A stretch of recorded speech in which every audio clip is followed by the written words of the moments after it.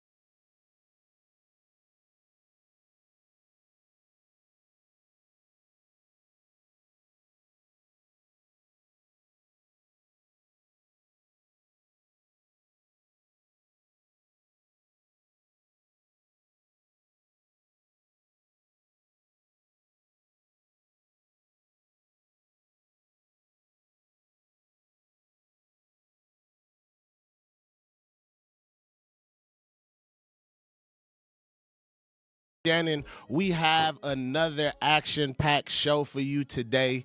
Thank you all for who tuned in yesterday. We truly, truly, truly appreciate all the love that you showed, all the feedback that you showed as well. Man, Shannon, how you feeling? I'm feeling good. I'm feeling good. Like you said, we appreciate the feedback, the construction. What is it called? The constructive criticism. All of it. Yeah, constructive criticism. Yeah, we gonna get into some of the criticism too, but we got a pretty interesting show. We got the homie Spitty Wheel coming on later today. And then we also have Deputy Chief Jones from the fire department coming today as well. So I'm looking forward to those two conversations. For a couple people that don't know, Speedy Will, born and raised in Milwaukee. He's done amazing stuff in his career in LA and worked with some of the top artists. He has the brand Dirty Glove Bastards, and they have the Off the Porch brand, where tons of artists go to get exposure and get their names and music and content out and things of that matter. Deputy Chief, looking forward to hear more about the things and updates that's going on with the fire department. How was your evening, Shannon? Tell me how your evening was. Man, it pretty jam-packed. You know, I'm a busy person. So right after this, I had a few other things to do, but this was kind of like the highlight of my day. It's always fun to be on the radio. It's kind of like work but not work, you know, get to get on here and yap with you guys and just interact with new people, a whole new fan base, or, you know, like, you know. Yeah. Getting accustomed to the Truth Nation family.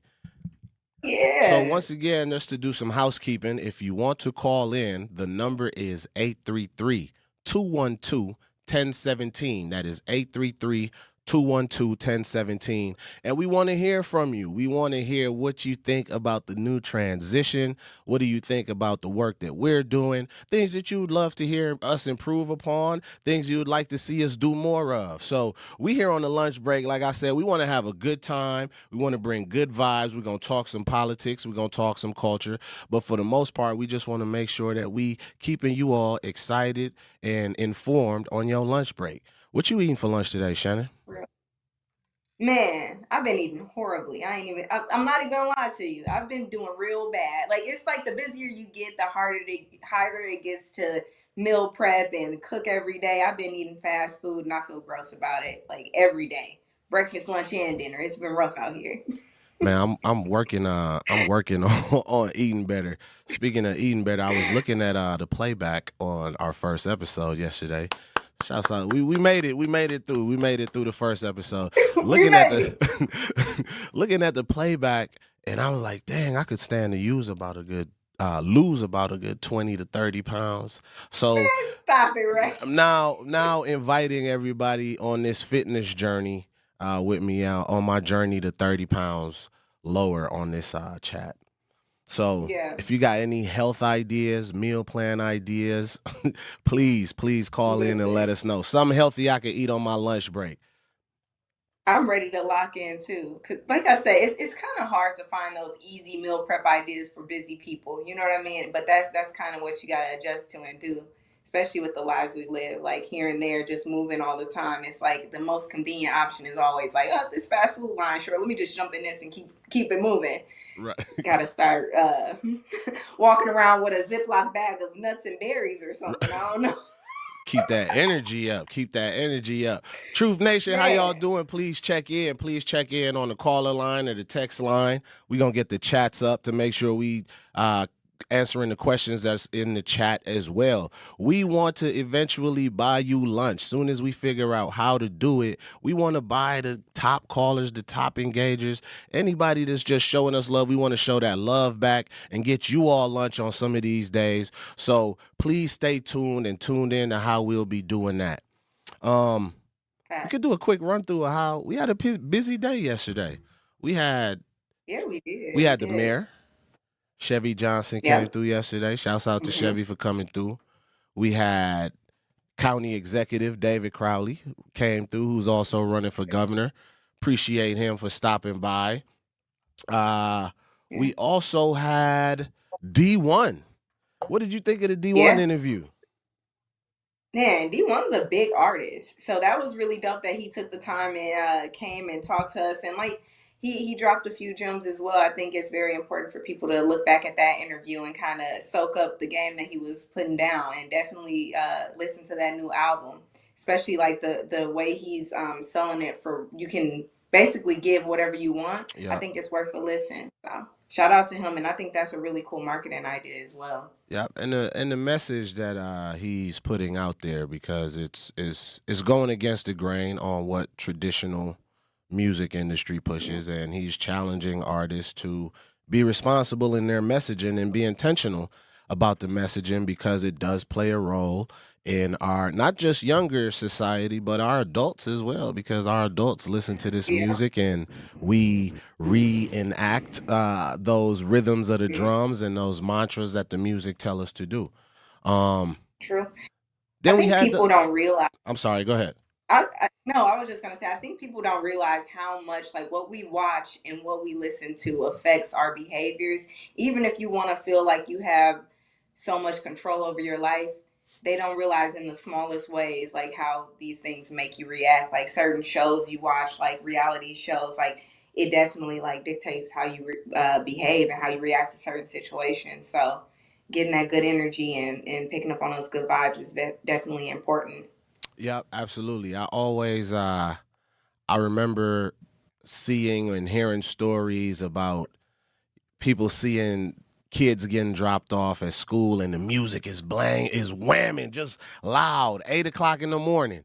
Music is going crazy and kids are taking this in, and you dropping your kid off to school, just listen to the most possibly demonic message ever and say, go learn, boy, for 8 hours and come back home. And then you so how we set the tone. They got an attitude.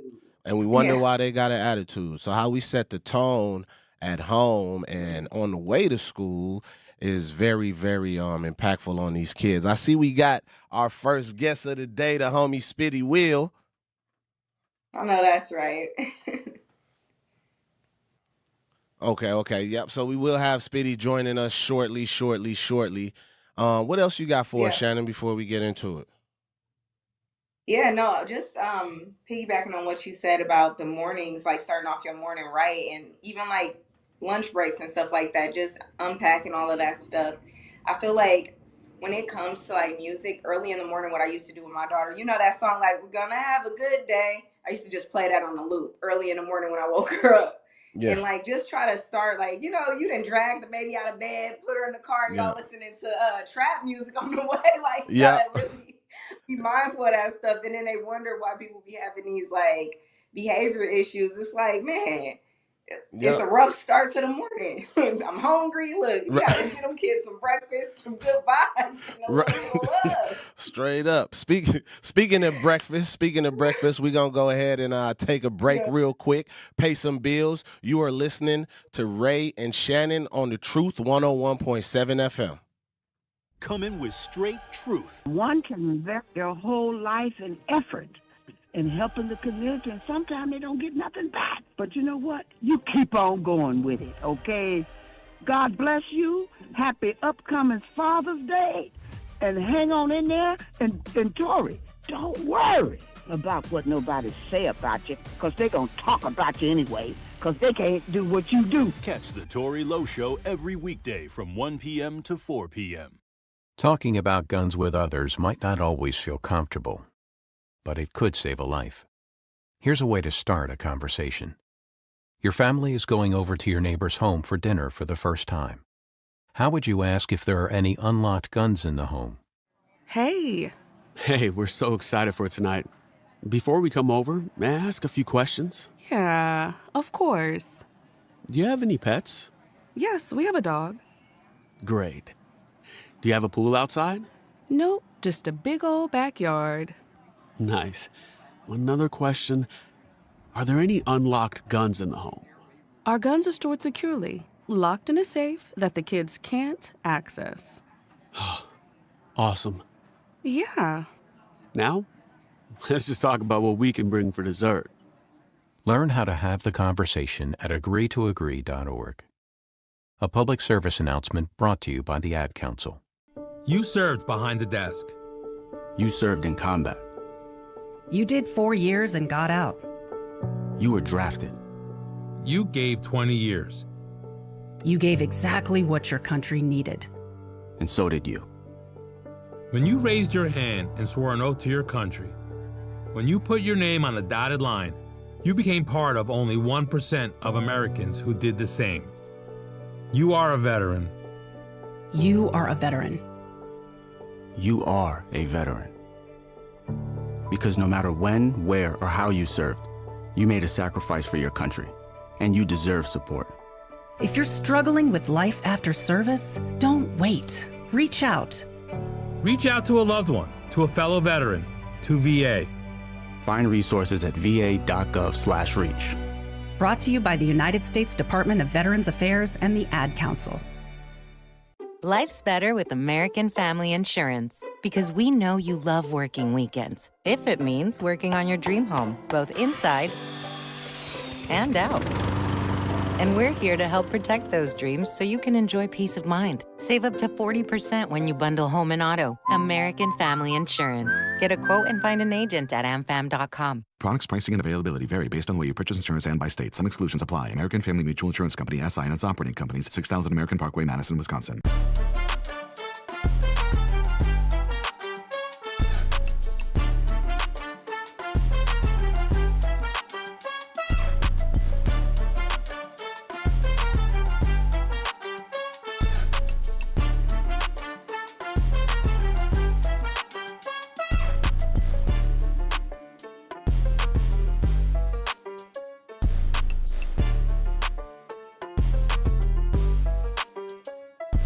What up, y'all? Welcome back to the lunch break with your boy Ray Nitty and my co-host Shannon.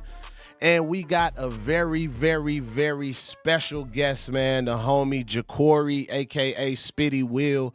I've been knowing Spitty Will since I was 17, from when I was working with Biko in League of Young Voters, and I was a young artist trying to do my thing, and you all had this magazine, contrabanded.com.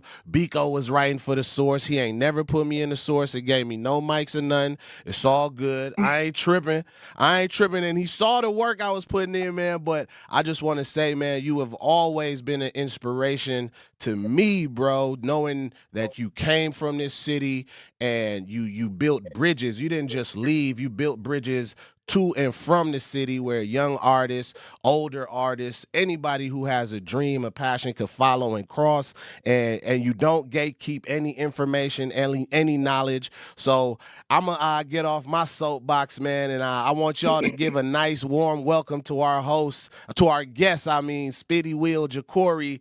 How you doing, brother?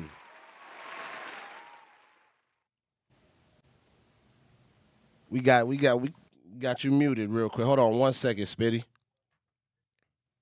Get the audio together in 1 second. Yep, I think we can hear you now.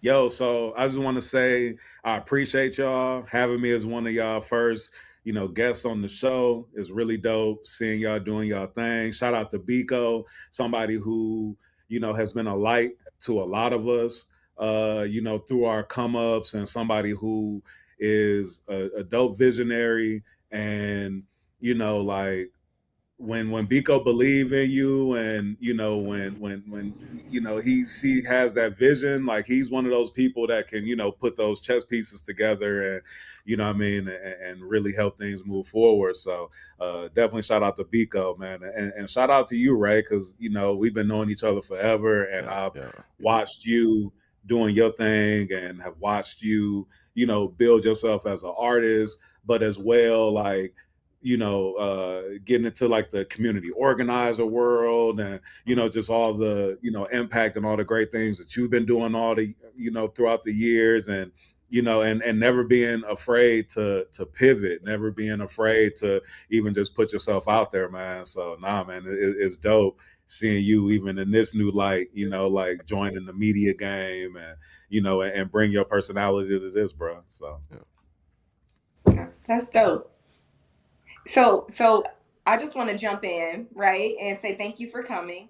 But I also do want to ask you, for the people that don't know who DGB is, explain what Off the Porch is and what makes it different from every other hip hop interview show.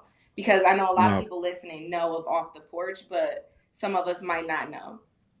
No, for sure. And I appreciate you even calling it a interview show, an interview platform, and not labeling us as a podcast, because there is definitely a difference. And I think nowadays everybody just calls every interview platform a podcast. So I appreciate that. But DGB is a platform that was started by my guy Zech. who's based in Detroit. Shout out to Zip. And our collective, I want to shout out our whole collective from Zip to Hayes to Dre, Long Live Pooh, and then myself, Spitty. We're all, a part of this DGB family, and we started during the blog era, and we've been able to last the test of time. But we were around in the blog era at a time where most of the hip hop sites and platforms and blogs were mainly posting we're mainly posting like East Coast artists and West Coast artists. And we came in with our niche to, show support to Midwest artists from the South, a lot of artists that just weren't getting their just due or weren't, getting the promotion that they needed to get, and for fans like myself of the music to be able to find their music online. So we come from that era in the blog era. And then basically Off the Porch was created. I was working with Dolph. I was doing his marketing, because my background is in digital marketing. And so I was working with Dolph, and I took him to New York, and we did a press run and went to Double XL and BET and Hot New Hip Hop and All Hip Hop and a bunch of different platforms. And when we came back to Atlanta, they were like, Spitty, you used to write for The Source, shout out to Biko, because he put me on to, being able to write in The Source, which, was one of my dreams that I had, since being a kid, reading The Source. And so they were like, Spitty, you write for The Source, you're a real journalist, and everybody respects DGB. Why don't you start doing interviews? And so I pulled out the camera, and I was living at this house in Decatur, and I was like, all right, sit right here and let's get it. And I just pulled out the camera and started interviewing Dolph. And that was how Off the Porch was born, Right. And So the young Dolph. Right. Yes, I was sir. just gonna say, man, that's a big name. And mentioning Young Dolph, what was that like even working with him? It was really dope working with Dolph, and especially in the early days that I was working with him, because I was able to see a visionary at work. And when I say that, like, I don't even take it lightly, because a lot of the things that he did achieve, he was saying that he was going to achieve them early on. And he was everything that we heard him, preach about, no pun intended, preach, everything we heard him talk about, he stood on it 10 toes down. And he did it. And I mean, even to the point of when he brought Key Glock into the fold. And I remember, Key Glock releasing like his first maybe 2 mixtapes, and they didn't have any Dolph features on it. And I didn't understand that. And it was Dolph as well as Key Glock being visionaries on the tip of, hey, I want to build him up to be an artist who can stand on his own, and where it's not where he needs to have me on every single, or where I'm featured on half of his project and all of that. So even seeing the visionary in him with building up another artist, and forcing him to build his own platform to stand on his own, and not have to rely on features from Dolph. So yeah, it was really dope to work with him and just see a visionary at work, but then to sit there and be able to watch every goal that he was setting, him hitting. Exactly. So speaking of Dolph, Key Glock, who are some other artists and names that you've worked with before Dolph and after? So, I mean, man, the list is crazy. I've been blessed to, been in position to work with so many prominent artists. But I worked with Wiz Khalifa, and you can see the plaque behind me. That's his first single, Say Yeah. And so I was, a part of his team, and being able to help him build into this superstar that he ended up becoming, and we're still close, and and he always gives me props just for not being a gatekeeper, sharing game, whether I was working with him or not, and just being somebody who has always been forward thinking, in the game. But I worked with Snoop, I've worked with Future, I worked with Young Scooter, Long Live Scooter, Mary J. Blige, Jeremiah. I mean, the list is Some crazy. amazing people. Rich Homie Quan, and all of these people, I was able to work with them really closely, and I'm in rooms sitting with them, putting together the game plans, and we're executing, and I've been blessed to even be able to work with a lot of artists before they've been the mainstream or at the level that they're at now. So being able to work with artists and help build them to be the superstars that we see them to be till this day, and then some of them as superstars, still being able to work with them and being able to help to elevate them even on a higher level, continuing to, just build. So. Okay, so why Revolt, and how did that relationship come together? How did that happen? So Revolt came about. They actually reached out to us, and at the time we weren't even thinking about looking to partner with anybody or anything like that. And basically Revolt reached out to us, and they said that they had been big fans of our content and what we were doing, and that they wanted to work with us to do a deal basically where we were able to take our interviews and post them as podcasts and become a part of their podcast network, but then also be able to license some of our interviews to go on the Revolt channel. And so for us, it was like, it just made sense because it was a way for us to just continue to level up. And then also, we never considered ourselves a podcast, so we never even thought about putting our audio in the podcast system. But then we started seeing that there are people who are diehard podcast fans, so they want to be able to listen to our interviews, and truck drivers and just different people who like are diehard podcast fans wanted to also be able to listen to us. So it was dope because we were able to build an audience in that world, and then those people also come over to the videos, because some people I'll see in the comments, they're like, I didn't even know that you guys had, they might discover us in the podcast, and they're like, I didn't even know you guys had the YouTube channel and all of that. So it was just a way for us to be able to draw in new fans, new listeners, new followers. Nice. So before we go on our break, I just wanted to start the next question. How did you come up? What's your origin story? So, I'm from Milwaukee, Wisconsin. Oh, gotcha. Okay. We're going to do this after break. All right, cool. Yeah, so once again, you are now tuned in to the lunch break with Ray and Shannon, and we have our special guest, Speedy Will. He's live on the video chat and right now on the Truth 107.7 FM. As parents, we have a million things running through our minds. Playdates, checkups, groceries, laundry, diapers, work, carpool schedules, picture day, swim team, did we mention diapers, birthday parties, meal prep, lost permission slips, dentist appointments, and the dog that still needs to be walked. So it's easy to make a mistake. Oh, I forgot birthday candles. Sit tight, hon, I'll be right back. We say we'd never put our kids in danger by leaving them in the car alone. Oh, wait, since when are candles not on the baking aisle?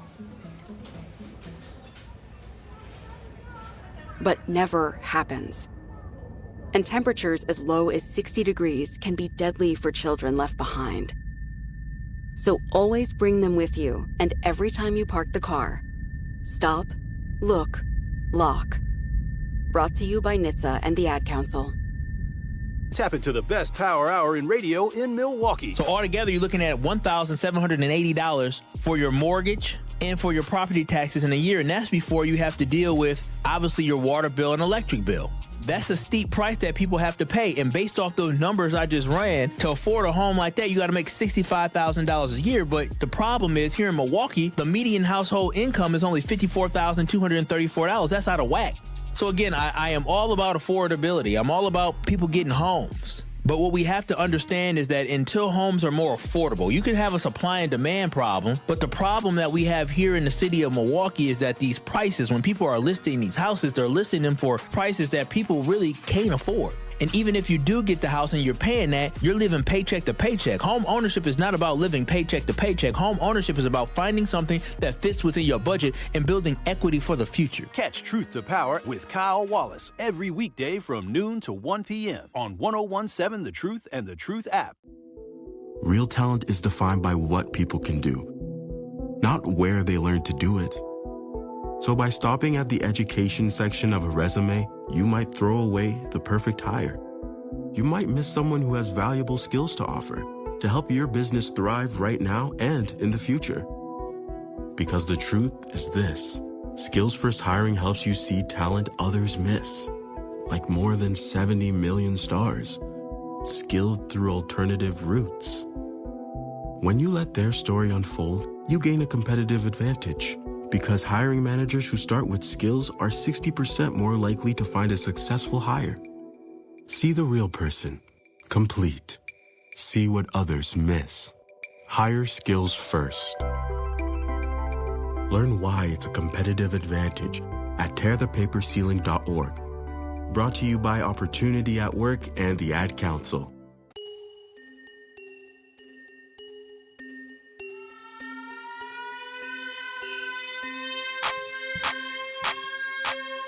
What up, y'all? You are back on your lunch break with Ray and Shannon. And on our guest line, we have Spitty Will, and we was just about to get into his origin and his Milwaukee story. So, Shannon, I'll let you continue. Yeah, of course. So before the break, I wanted to ask you, what's your origin story? How did you come up? Where you're from? Things of that nature. Nah, for sure. So I am from Milwaukee, Wisconsin. I take so much pride in saying that in every room that I'm in, and I make sure that, people know that. I grew up on 22nd and Townsend, and, I grew up as a dreamer, as a big dreamer. And some of the things I would say when I was, coming up on the block, people would look at me like I was crazy because, none of us had any idea of how any of it was possible. I said when I was young that I was going to write for the Source magazine. I said that I was going to work at Def Jam. And I said that I was going to live in New York and live in LA at some point in my life. And I was able to accomplish all of those things. And, which sometimes I still sit back and amazed that I was able to manifest those things, because at an early age, I didn't understand what manifestation was, but, I was a big dreamer and I was manifesting things. So, I went to Tech High School, played football, and, grew up in the neighborhood playing cans, putting a crate on the tree and playing basketball with the homies, and worked at Manning's restaurant on 76 and Good Hope. So, I That's a real Milwaukee childhood right there. I tell people about cans. They're like, what's that? I'm like, cans? You know what cans is? No, for real. Folks don't know about cans. I met somebody in Florida that said that they play cans, and I was shocked to know that it actually is in other cities. But yeah, I grew up as a dreamer. And when I left to go to college, and I met Biko through a mutual friend, and Biko gave me a huge opportunity, with interning for him at the Source magazine, and then becoming a part of Contrabanded.com, a hip hop site that we had, some years back. And so I remember Biko telling me, hey, you need to come out to LA and you need to see like what's happening here and how we moving and how we're working and all of that. And I came out there and it changed my life. It changed my whole perspective, and it made me see that like these dreams that I had was a reality. And so after I graduated college, Biko told me I could come and sleep on his couch. And so that was, like another thing where I'm like, okay, I didn't know how I was gonna, do this, but when he gave me that opportunity, I took full advantage of it. And I just always made myself be of value to him and to anybody else who I came in contact with or had the opportunity to work with. And so from that, living in LA and being exposed, I ended up getting a job at Geffen Records, working in their new media department, or it was called new media before it was called digital marketing. And it was like from there I was, really, on my way. But let me also say too, Biko and his partner Ryan, they also gave me an opportunity to write a cover story for The Source when I first moved to LA. And so it was a cover where it had all the Houston artists on the cover. I actually have it right here. Oh shoot, let's see it. Got it. Yeah, so Man, it's Don't Mess with that's Treasures dope. for everybody. So, they gave me an opportunity to write a cover story, and that changed my life and gave me a lot of respect just in the journalism world. And then, I ended up moving on to work at Geffen Records, and then that started my trajectory into being, this pioneer in the digital marketing space that I am today, and working from from Geffen to then working at Warner Brothers Records to then moving to New York, where I got an opportunity to work at Def Jam and run the digital marketing department there. So, but everywhere I went, every room that I was in, I would always make sure that people knew that I was from the mill and made sure that they understood that my ideas, my flair, the way that I talk, the game that I'm spitting, my quick wit, everything came from me living on 22nd and Townsend and me maneuvering and even having to, survive, in Milwaukee and thriving in Milwaukee, because I won't just talk about our city only in a negative light when representing it, because Milwaukee has a lot of positive things that I have taken with me everywhere I've gone as well. So that's but I was oh, go ahead. Oh no, I was just gonna say, I know you kind of touched on you saying being in California kind of gave you that like reality check, like, oh, these dreams can actually happen for me. Do you want to talk more about that moment that you realized like this is possible? Yeah, for sure. I was throwing parties up in Minneapolis where I went to college. I went to University of Minnesota. I'm a Golden Gopher alumni. And I was throwing parties up there, and we got to the point where we started bringing artists to Minneapolis, and so I remember bringing Mos Def up there for his first concert he ever had, and we were like just really big on the scene in terms of doing those parties. And then I was on a radio. I had a radio show called The Session, and was doing that, and was like really tapping into the hip hop scene, and I was doing my thing, but I didn't know how I was gonna get past where I was at. And, I ended up meeting Biko, and that just opened my eyes to, okay, like, and he opened the channel, to where it was like, okay, like this can be a reality. Like I'm not just bound to Milwaukee, Minneapolis, Chicago, just this region, but there's a lot more to this. And it opened my eyes to just so much opportunity. And when I got out there, when they invited me out there, and my first trip, I went to, I think he was writing a story on Lisa Ray. And so right during the time that, Players Club she was gaining all her popularity from that.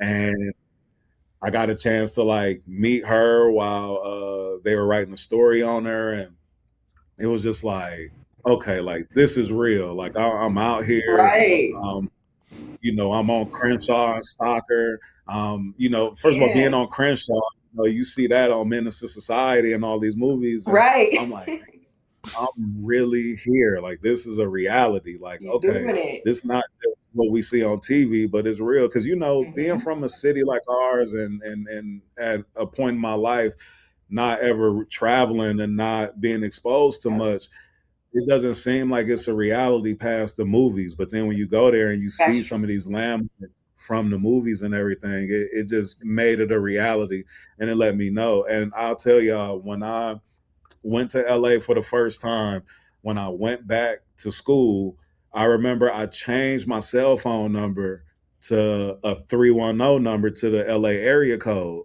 And I did that because I knew that when I finished school, I was going to move out to LA, and I was trying to, make sure that people from the music industry, entertainment industry would pick up my calls when I called them. But it was another form of me manifesting it. I went out there for the first time and I said, yep, I'm going to LA. This is real. I'm making it happen. And that's all I used to talk about throughout college, was how as soon as I was done, I'm getting out of this frigid cold in Minnesota and I'm going to LA, and I'm about to do some big things in the music You had a industry. game plan. You knew what you was doing. I Absolutely. love I've been that. So, manifesting my whole life. man, that's what's up. I feel like a lot of times, like people, the thing about doers, they always are dreamers. Like that's a common theme. Like every person that's a doer, that's like, man, I got up and did it. They also talk about manifestation, and they talk about being a dreamer in the beginning. And they like, dang, I didn't even know I was manifesting, but I took those steps necessary to make sure like this was gonna happen. So, man, big ups to you. And speaking about you being from Milwaukee and working with Milwaukee artists and big artists everywhere, what do you see coming from Milwaukee? I love the Milwaukee scene. I love what's happening in Milwaukee, and that we're finally, been getting our just due and the recognition that we deserve. I'm also happy that, in the pandemic, I felt like Milwaukee was getting a lot of attention, like from from artists, popping on TikTok. And Yeah. it seemed like at a certain point, people were viewing Milwaukee for just one type of music or one type of sound coming from the city. And so I'm so happy that there's so many different artists, from Big Frank to, Chicken P, Free Him. You got artists like Maya P, Certified Trapper. I mean, we see what 414 Jungle Baby is doing right now. It's That's a so fact. many. That was so We saw, easy.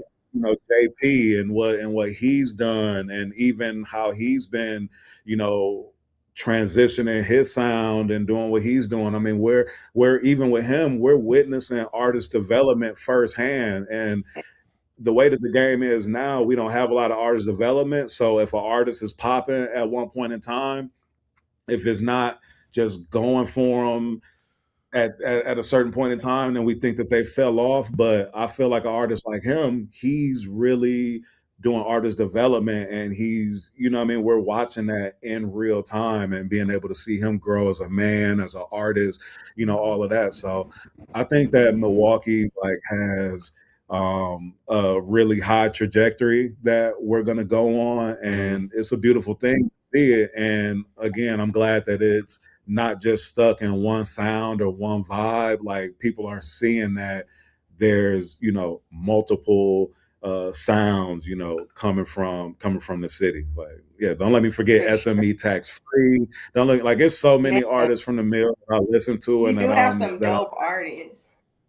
yeah, we For do, sure, for for real. sure. And I we know not we have stuck in. a few of them that are just like growing and learning. Is like they see it's like they're just popping up left and right and doing their thing. So yeah, Yeah, and I know yeah. Ray had a few questions for you as well. So I don't want to hog the Oh mic. no, not at all, not at all. I'm sitting here just Yeah, taking notes and learning. But soaking it in. speaking of the sound of Milwaukee, Milwaukee, as we're going through our renaissance, our musical renaissance, in my opinion. I feel like it's been happening for a while now, but now I feel like we're really starting to crescendo in our renaissance. Milwaukee, they say Milwaukee has an identity crisis, right? And people debate whether we have a defined sound or not. And what do you think about the Milwaukee sound? It's interesting because, again, at one point there seemed to be a sound like with the hi-hats, and what I mean, and people were saying that like our music was, sounding similar to some of the old Manny Fresh beats, and the New Orleans sound. So that Mm-hmm. seemed to have, um one sound that people were trying to push to us. I feel like early on when Milwaukee was getting some recognition, people were saying that we sounded like we were from Detroit. Yeah. But I think that's just the Midwest accents and the fact that we, talk kind of proper but have our slang to us. You know what I'm saying? Like I think it's, I think that was like what people were trying to, put on us. But I think right now Milwaukee, like I think there's a diverse sound. I don't think that there's just one sound. And I like that. I appreciate that because even when you think about New York's heyday, like there wasn't a New York sound. I mean, there was, but at the same time, DMX didn't sound like Jay-Z, who didn't sound like Nas, who didn't sound, who didn't sound like Biggie, who didn't, you know what I mean? Like you might have knew where they were from because of some of the slang and things like that. But there wasn't just like one true sound that everybody was defined by. So I can appreciate that Milwaukee doesn't have a sound because I don't want people to listen to our artists and just automatically know, oh, this is Milwaukee because I hear this certain sound or you know what I mean? Now, if you hear certain slang and you connect that to Milwaukee, cool. But I appreciate like the diversity in the music and that it's not just being stuck in one sound. And I don't think it's an identity crisis. I wouldn't call that. I just think it's the fact that we're such a melting pot that I think that we have the opportunity to like just create multiple sounds and not be stuck in a box. You know what I mean? Like I think hip hop is the only genre where we connect people's sound to where they're from. But like if you think about other genres of music, you don't say, oh, that rock band, yeah, they from Michigan, or yeah, that rock band, or you know what I mean, or this R&B artist. Like you didn't associate where Marvin Gaye was from or where Grover Washington was from or where the Isley Brothers was from. They just made amazing music. You didn't pay attention to where Earth, Wind & Fire was from. You just knew that when that music came on, it was going to be some great music. So I think in Milwaukee, with us being in our renaissance, I think that we are creating multiple sounds that are being embraced. And I love the fact that the OG artists of Milwaukee are embracing the young artists. So you seeing Baby Drew, who I had on the porch and had an amazing conversation with, how he's embracing and being embraced by the younger artists. Cuckoo Cow, like in the same light, you know what I mean? I mean, Ray, like you've had artists who have, come and remade, Bow and have, to you and to get your blessing and recognize like what you have done in the city and all of that. So I just feel like Milwaukee's in a great space and we're not bound by just one sound. Yeah. Man, so we're going to go to the break and pay some bills. I want to add on to what you're saying. I don't know how much time you got with us here today, Spitty. You can finish the hour out with us, or you got to rush off to save somebody else's career? No, we good right now, bro. We good. Okay. Well, please stay tuned to The Truth 101.7. This is The Lunch Break with Ray and Shannon. Don't go anywhere. It's the 32nd annual Homer Blow birthday party for the kids on Saturday, June 27th from 2 p.m. to 6 p.m. for kids ages 2 to 13 years old at the Fitzsimmons Boys and Girls Club in Metcalf School. Admission is absolutely free. Shout out to our presenting sponsor, Vader Philanthropies, Inc., and platinum sponsors, the Office of Early Childhood Initiative Mighty Small Moments, the Brewers Community Foundation, Spectrum, and WestCare. If you'd like to be a sponsor for this year's party, email the Homer Blow Foundation at gmail.com or call 414-248-4954. After a crash with a semi-truck, everything can change instantly. At Gruber Law Offices, we have the knowledge and experience to make sure you're protected. And we're here to help whenever you need us. Gruber Law Offices. One call, that's all. When you're high, you feel different. Pretty obvious, right? You think different, talk different, but if you feel different, you drive different. So if you're high, just don't drive. Brought to you by NHTSA and the Ad Council. At Milwaukee College Prep, we don't leave success to chance. We're designed for it. With strong support, high expectations, and a team committed to excellence, our educators turn belief into outcomes every day. If you believe every child deserves an excellent education, join Milwaukee College Prep. Apply today. Visit mkeprep.com/jobs. 70 million people in the U.S. have learning and thinking differences, like ADHD and dyslexia. Each has their own story. This is ours. At first, I thought it was just a phase. Then schoolwork became a struggle. Emotions got bigger, and my kids started falling behind. I felt alone, like I was lost in the dark trying to find answers. Then I learned about Understood.org, a nonprofit empowering parents and kids like us. It was like we had a light to show us the path ahead. Whenever new challenges came up, their guidance helped us figure out our next step. We still have tough days, but now we have direction. And I have the tools and resources I need to help my child thrive. No matter where you are on the path, Understood can help you keep moving forward. Visit understood.org/yourpath today. Hurricane damage can be devastating. If you've been impacted by a hurricane, the last thing you want is to be taken advantage of. Contractors who show up immediately following a disaster could be scammers looking to make a profit off your insurance claim. They make promises that sound too good to be true to convince you to sign a contract. Don't be victimized a second time. Listen to your gut and don't be afraid to say no. If you suspect fraud, call 800-TEL-NICB, a public service message from the National Insurance Crime Bureau.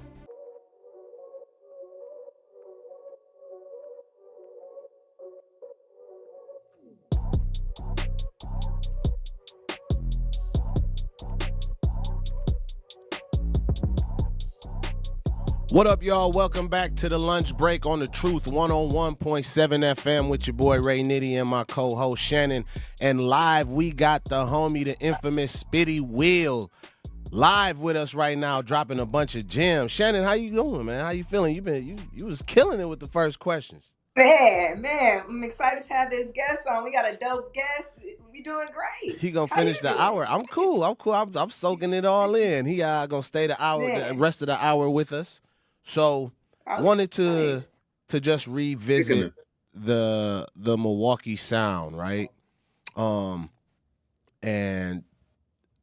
I feel like a lot of times we forget to give Rel Beats his props. You feel me? I think Rel really was so pivotal in, I'm not gonna say like Rel is so pivotal in the Milwaukee sound. One, he made Bow, in my opinion. And from Bow, we had Oki with Booty Hop, Young Legend with Work. You know what I'm saying? We had all of these other songs, all these other artists that went to Rel Beats because it was a sound. Now, I will say, yes, I also got a lot of that people comparing it to the New Orleans. A lot of people were saying it had that NO bounce to it. Those sounds. But I also feel like that was just kind of the culture of Milwaukee. We danced to everything. We show love. And I agree with you. I don't call this identity crisis. I just think we're finding ourselves, and our identity is all of that you said, because we have such a huge melting pot of different cultures. So many people from the South, people from the Midwest, people from the West Coast. Our Latino scene is popping on the music side as well, and I feel like we often leave them out of the equation. But I always want to say, like, I listened to that time frame when Bow came out, all those other sounds, and the evolution now. I be wanting to make sure that we give, and I give Big Hank too before that, because I felt like they were developing, something that people could be like, that feels familiar. And I think Rel Beats did that he brought that same energy to the Milwaukee music when it came to not necessarily developing a sound, but an identity, right? And I think, I just want to make sure that we aren't forgetting those people that really helped cultivate to where it is today, because it was so important. Like you said, people remaking Bow. I done heard people remake some Okie music and so forth. So I think it's amazing to see where they're taking it to, because they could take it somewhere completely different that wasn't even possible 15, 20 years ago. So I would love to just see it continue to evolve and develop and continue to be more cross-pollinated, where some of those different sounds merge and so forth.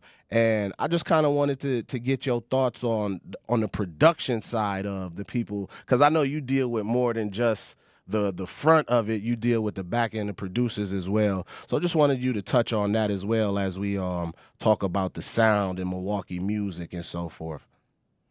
Yeah, no, for sure. And shout out to Rail Beats for real, because he definitely did help cultivate what we hear now as somewhat being defined as that Milwaukee sound, like for real. And it's dope because I had Juvenile and Manny Fresh on the porch, and I talked to them about Milwaukee and was talking to them about how people say that the Milwaukee sound, sort of imitates the New Orleans sound. And I was asking them if they had ever heard that. And it was funny because both Juvie and Manny Fresh talked about how much they love Milwaukee. Juvie, which I didn't even know, he told me that he had a house he had a house and out here. He was out here for COVID. Yeah, that's exactly what he told me. He said that him and his wife were pretty much living in Milwaukee during COVID, and how much he loved the city and all of that. And it was just dope to get that, because of course, when I tell people I'm from the mill, a lot of times I don't expect them to have a connection with it or know much about the city, or so like when he said that and gave props to the city, and even just talked about how like he knew a lot of people from New Orleans who lived in Milwaukee and all of that. So it just all like kind of came together. But nah, man, I definitely feel like the producers and just like our legacy artists, our legacy producers, I feel like they definitely need to, get more recognition, be given props for what they've done for the city and how they've elevated the sound to like what we hear now, which has opened the doors for, a lot of these newer producers that are helping to, make the new sound of the city, or if there is one, you know what I mean? But no, for sure. Man, Spitty, bro, we definitely, bro, appreciate your time, your knowledge, the gems you dropped. Before we let you go, though, we just want you to share, how can artists get in touch with you to get on Off the Porch or any of your platforms, So just want you to share that real quick before we close the show out. No, for sure. And I also want to just talk about real quick, I have a new platform that I created called Real Spit with Spitty.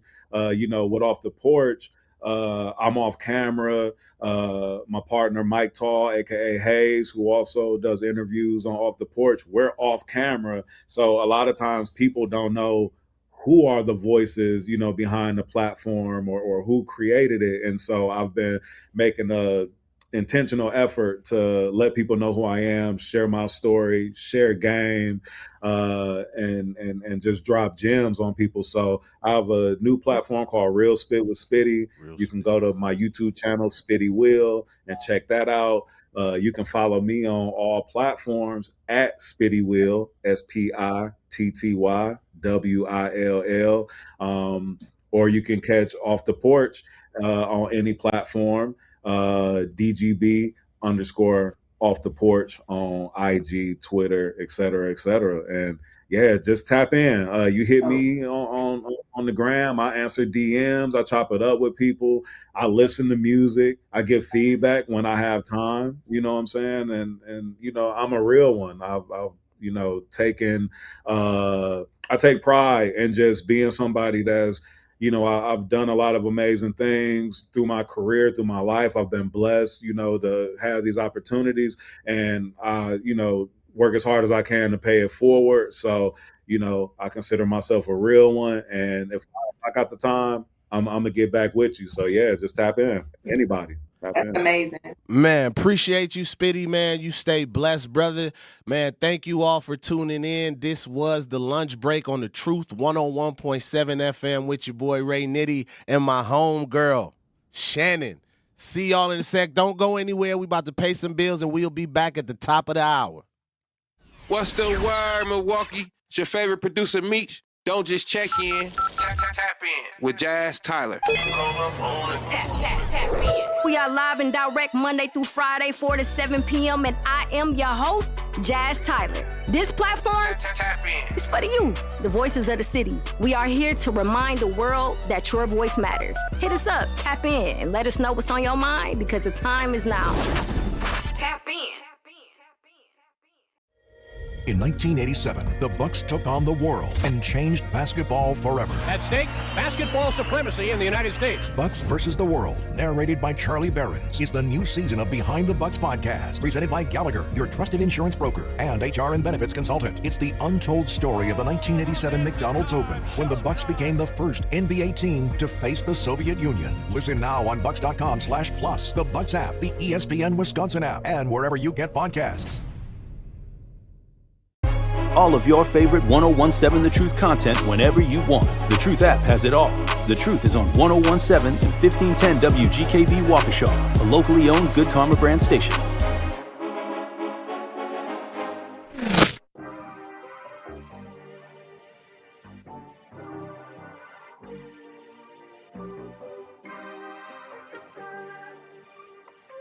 Was that a DJ Brother Z exclusive? What up, y'all? What up, y'all? Welcome back. Welcome back. It is your boy Ray Nitty and my homegirl Shannon.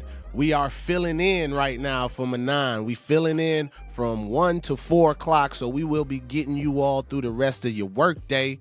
We still got some guests coming in, y'all. We thank you for tuning in. We welcome all the feedback. Please call in. The Truth line is 833-212.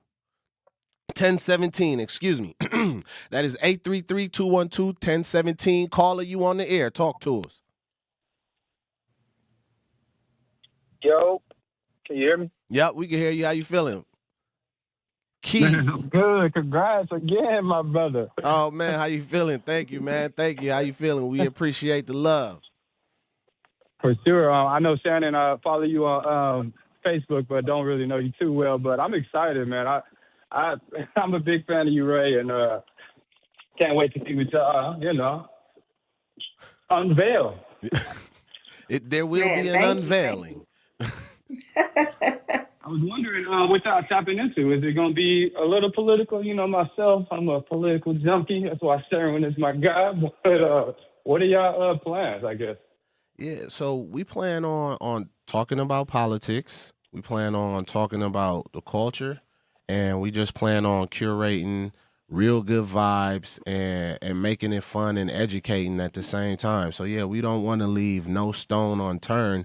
But what we really want to make sure we prioritize is uplifting amazing stories that don't typically get the chance for their stories to be heard. So we're looking for great political candidates. We're looking for great entrepreneurs. We're looking for undiscovered artists. We're looking for people that got businesses that just need a little extra love and support. So any of those things and if somebody just want to call in and wish somebody happy birthday and tell somebody how proud they are at them, that's what we are looking to cultivate here. Anything you want to add, Shannon? Yeah, I think you pretty much covered it. We're definitely looking just to bring great vibes to the city. And like you said, we'll touch on politics, we'll touch on culture, we'll talk about things that are going on in the city and be that platform that people can come to, and we can just kind of whistle blow, sound the alarm, talk about whatever. But we also want to be cognizant of just trying to remember this is people's lunch break, and we just want to make sure everybody is carrying through their day, like we said, like in a good energetic field, right? So I think for the most part, we will leave no stone unturned, like Ray said, but also try to keep the energy high. Yeah, absolutely. No, yeah, I just wanted to give my well wishes. I'm a fan. I'm gonna be listening, but man, y'all got this. I just wanted to call and say congrats again. Thank you. Thank you so much. Thank you. Man, thank you, Key, for calling in, man. We definitely appreciate the love. Once again, the truth line is 833-212-1017. That is 833-212-1017. We got another call from Brian, y'all. He's calling from Milwaukee. All right, Brian, what's up? Talk to us. You on Truth Radio. What's going on, brother? How you doing? Pretty good. Yeah, I always wanted to talk to you, but you never called into the show. You never were on any of the shows when T-Lo had the show. But some stuff I wanted to ask you about when y'all walked to D.C. Yeah, that's so let's clear this up real quick. I appreciate this question, right? I am Ray Nitty, not Frank Nitty. I got all my dreads. Damn. Yeah, I know that. I know you Ray Nitty. No, I think sometimes people confuse me with Frank Nitty because Frank Nitty is who walked to D.C., and gave the speech and had the infamous shot with the muffin cap peeled back blue. But I have been a guest on Tori's show, and I've also been a guest on Sherwin's show as well. I was just on the other side of the mic. I'm the Nitty that ran for 4th District Alderman, and I'm also the Nitty that made the song Bow that came out in 2009. Right. But I just wanted to clear that up for Truth Nation. Yes, sir. Speaking of that run that you had with Bob Bauman. Let's talk about it. What didn't he do some illegal stuff when it came to your yard signs? When some of his constituents would pick your signs up off of the people's properties. Wasn't that illegal? Man, that's what I was told. I was told that it is illegal to remove campaign pieces from people's property. I also was told it was illegal to put anything inside of anybody's mailbox. But yes, I experienced all of those things that you Yeah, he got away with it. Yeah, so he got away with it. And I did things like when I did all I was supposed to do. I actually had to go find my signs that I got permission from a landowner, the person that owned the property, and they was just they was tearing my stuff. Now you got to remember, this stuff costs money. People donated. Absolutely, that stuff you know what I money. mean? So when you slice up somebody's money that they gave to support somebody, to me that just shows the climate of the political landscape that we was dealing with. And I had my share words of things, but as the black candidate running for downtown Milwaukee, I had to keep a certain composure. I couldn't go back out there. There you go. I couldn't go back. Now I was as vocal as I could be without coming off too aggressive. But brother, I appreciate you asking that question because I experienced so much during that campaign. I took a year off from just everything just to really mentally, so you could decompress. Yes, and understand what it was that I just went through, because it ain't like people didn't see what I was dealing with. Everybody saw what I was dealing with. People saw the messages that his wife left on my Facebook page that was talking about our crazy. You feel what I'm saying? But I get I'm the one that get asked. I feel like Kevin Hart. I'm not the one that said it. But I'm getting asked, like, what do I think about his wife's comments that was left? I was like, maybe you should go ask him and his wife what they thought about it. So, but definitely I was going to spend some time on one of these shows. I wasn't planning on it being this one. But I was going to spend some time in sharing my experience with running for Milwaukee politics. Damn. But I definitely, man, it is a lot to unpack here. I appreciate that question because that was definitely, he thought I was Frank Nitty though, but that's kind of funny. But it's funny, right? But it's so common because I knocked on so many doors. You know what I mean? Yeah. And no matter how much more I feel like I'm way more good looking than the guy. With all your dreads? got them confused. They just hear Nitty. with all my dreads in place and intact. You feel me? You gotta show up with no hat on, dreads out, and a side by side picture. Like this is right. And That's what you gotta do. And we could laugh at it, right? But it just showed the magnitude that he had, as well as Frank Nitty. Not to, I know we cracking jokes and whatnot, having a good time, but he had such a large name as well in the city that that's true. When I'm knocking on doors and now me, Ray Nitty, the guy that made Bow, is entering into the political space where people may not have known me from 18 when I was rocking with Biko or Qua or Muhib or Urban Underground. They might not have heard that story. They might have just seen the Bow video, and that was the label that was placed on me, and they kept me in that box. But, people was like, man, you Frank Nitty, man, and man, how did you march all those ways to DC? I was like, I didn't. I didn't. It wasn't me.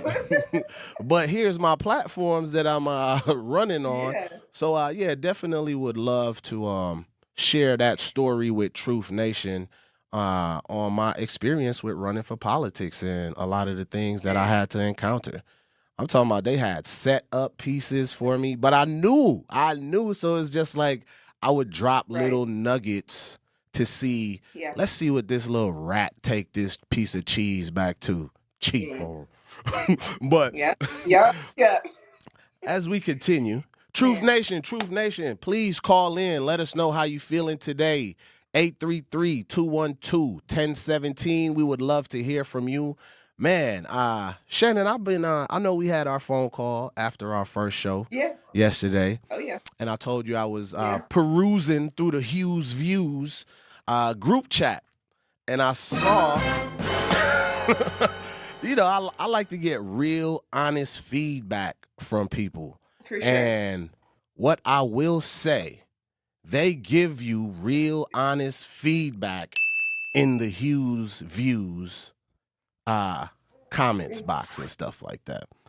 I won't say names, but I just, I think it's healthy that we have dialogue about how people feel about the things that they are seeing. So, they went through a transition, and we're now the new people on the show. So people want to know that, hey, we have kids on the block. Right. So they want to know that, hey, don't come in here moving my furniture around and changing things. So we just wanted to hear from you all. We wanted to take into real consideration all your thoughts and concerns, whether it is you want us to be more passionate, whether it is that I feel like I'm full of passion, by the way. I feel like I think so. I have so much passion in me. They want us to be more creative. They want us to be, more well-informed on topics. I can respect all of these asks. I respect it all and I receive it all. I don't know if you saw or received any feedback so far, Shannon, that, you just wanted to talk to Truth Nation about and let them like, hey, we hear you. And this is day 2. And we filling in for Manan right now. So Manan, when you get here, you're gonna have some questions to answer by Truth Nation. I'm doing you a favor right now, Manan. So you're gonna have to take some of your own licks when it's your turn. But fight back. That's how I feel. But Shannon, I just like save all this backlash for him. Not backlash. I don't want to. Let's not mislabel it. Let's not mislabel it. Yeah. It's not backlash. It is constructive criticism. Constructive criticism. That's what it is. Personally, I think most of what I got was love and people being happy to see two people from the city come together and be on a platform like this, because we both have background working in like organizing different things. Like we've done Party to the Polls. We've done so much stuff together, just getting people out to vote and working with people inside of House of Corrections and stuff like that. So people that know us have mostly reached out to me and they're happy to see us platformed at The Truth. So I do know you were more so diving into the comments because we both want to hear the constructive criticism as well. How can we be better? How can we serve the people that were already fans of The Truth right? Absolutely. So from what I've heard good things. But I'm, we all have space to grow. We all have space to learn. We're all students of life, right? Absolutely. Absolutely. So, Truth Nation, we hear your feedback. You know what? The highlight of my day yesterday, caller Al, when Al called in. Oh, yeah. Al brought so much energy, and I could tell that we going to hear from Al some more. So, Truth Nation, we love the energy that you all are bringing. We love the raw emotion. We love it all. Please do not hold back, because that is the only way we get better.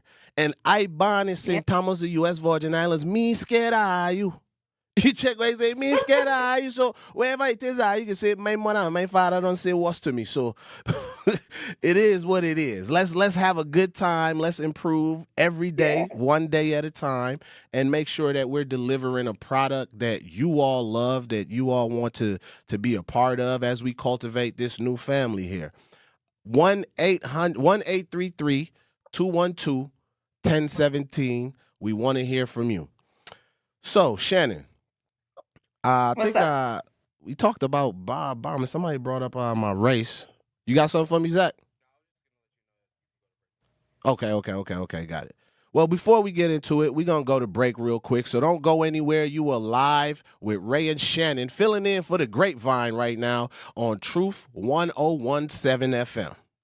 Breaking down the issues that shape our city and our future. Another function of white supremacy, don't teach black people stuff, because if you give us a little bit of knowledge, we'll invent something totally new. That's why it was illegal to teach slaves to read, because if we could read, then we could write. And if we could write, we could communicate. And if we could communicate, we could plan. And if we could plan, we could strategize. And if we can plan and write and read and communicate and strategize, we could overthrow white supremacy, because they've always known how fragile it is. It's The Truth with Sherwin Hughes, weekdays from 9 to noon. Tacos and Tequila Festival, Saturday, May 30th at Franklin Field, featuring live performances by Rick Ross, Genuine, Soulja Boy, Frankie J, Mims, Petey Pablo, Jaquan, and Milwaukee's very own Big Frank. It's Milwaukee's biggest throwback party of the summer, all for $29. There will be craft margaritas, Milwaukee's best taco vendors, authentic Lucha Libre wrestling, an exotic car showcase, a Chihuahua beauty pageant, art installations, and so much more. Tacos and Tequila Festival, Saturday, May 30th. Get your tickets now at tacosandtequilafestival.com. On Thursday, May 28th, join Sharp for the 10th annual Unwrapped MKE from 5 p.m. to 8 p.m. at 3rd Street Market Hall. Unwrapped is an evening of community, creativity, and food. Top area chefs will create gourmet appetizer, entree, and dessert bites using McDonald's ingredients. The fundraiser will support Sharp's STEAM-based education programs, serving thousands of urban elementary students in schools throughout Milwaukee, Waukesha, and Racine. For tickets, visit sharpliteracy.org. Teachers are dynamic leaders, shaping a new generation. They bring a variety of perspectives from diverse backgrounds, innovating how they teach to prepare students for our fast-changing world. Achieving this takes skill and expertise. They're tireless explorers, creatively discovering a universe of solutions, telling stories, experimenting, inspiring, mentoring, connecting cultures, and connecting with each other. Leading by example. Experience the unique joy of helping students thrive. Teaching is a journey that shapes lives. Are you ready to begin? Explore teaching at teach.org, a campaign supported by the U.S. Department of Education, Teach.org, and 1 million teachers of color. When you work smart, incredible things can happen. By joining Smart 18, the union for Wisconsin sheet metal workers, you'll open the door to a brighter future. You'll learn and earn more. Enjoy awesome benefits across the board. Build a great career and feel empowered and supported every step of the way. The smartest career decision you'll ever make starts with Smart 18. Find out more today at smart18info.com.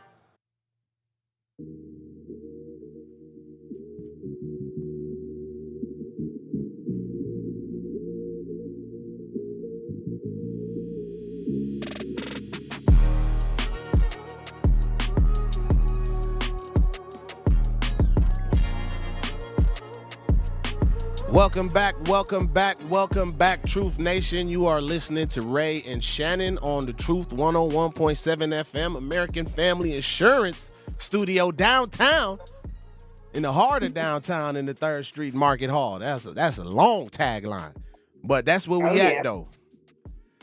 So back to the question. So we was he asked me about the run that I had for office when I ran for 4th District alderman.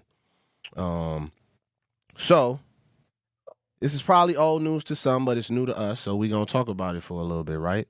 Milwaukee passed a new ordinance restricting downtown food trucks from operating past 10 p.m., but a judge has temporarily blocked the curfew. Food truck owners can continue to operate under their normal schedules until at least the next court hearing. So, current status of the curfew. The ban was the Milwaukee Common Council unanimously voted. We got to fact check unanimously because I don't think it was unanimously voted on. Maybe we could ask Alderwoman Coggs about that later when she's on. But it says unanimously voted to mandate that downtown food trucks, particularly along North Water Street, close by 10 p.m. That's crazy. And 11 p.m. in the Burnham Park area. The injunction was filed by the Fatty Patty food truck, who sued the city, arguing that the curfew unfairly targets small businesses. As a result, a Milwaukee County judge issued a temporary restraining order pausing enforcement until at least June 10th. That's coming up. Current operation hours until the case is officially elevated in court. Food trucks can legally remain open until their previously allotted 1 a.m. closing time. So, why was this ordinance passed?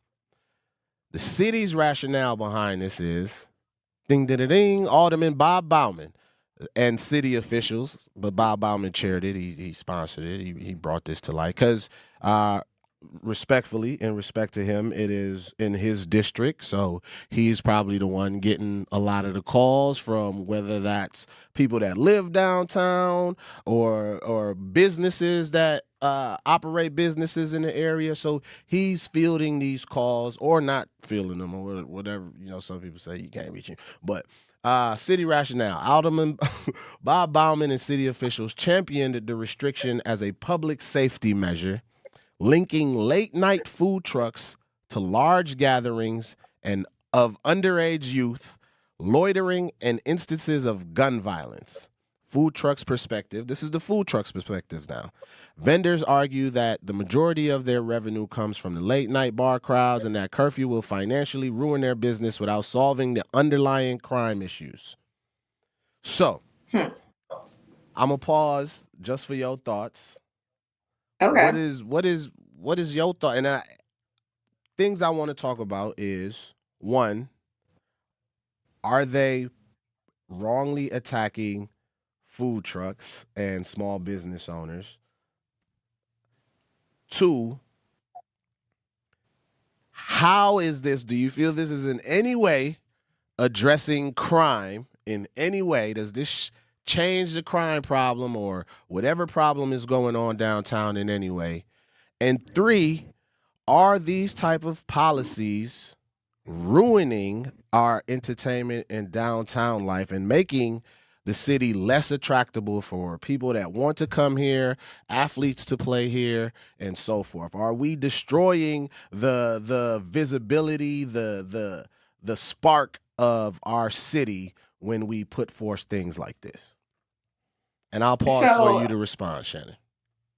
Yeah. So, number one, I do think they're being wrongly targeted, right? When you think about crime and gun violence, and I know that you said they think of it as a place for young people to gather. After 10 o'clock, there shouldn't be young people gathering because don't we have a 10 o'clock curfew? Yep, if I'm not mistaken. So that shouldn't be a thing. If they're closed, but you know, ain't nobody, young people ain't been following that curfew since I was a young kid. Exactly. But if they can't get them to get, you know what I mean? Like if they can't get them in the house, then that's a bigger issue. I don't think closing food trucks will help because you have the bar crowd coming out. Correct. And also if they're young, they can't go to the bar anyway. So they're probably just down there throughout the bar hours anyway. So the only option would be close everything down so it doesn't attract young people. I mean, what do you do? If you're going to do that, then it's like that begs the next question. Do we close the bars down so young people don't Exactly. hang out there? So I mean, that's what I want you to expand on that, because that's what my thought was. Like, okay, does that rule then say, okay, you make that rule happen and then you don't see nothing change? We're like, well, it's got to be the people that don't have food trucks. Let's close them down at 10 p.m. So, right. like, Now is that's what in the future now? Now, I have my thoughts. Right. On it, but I'll save that as well. But continue, But yeah, Shannon.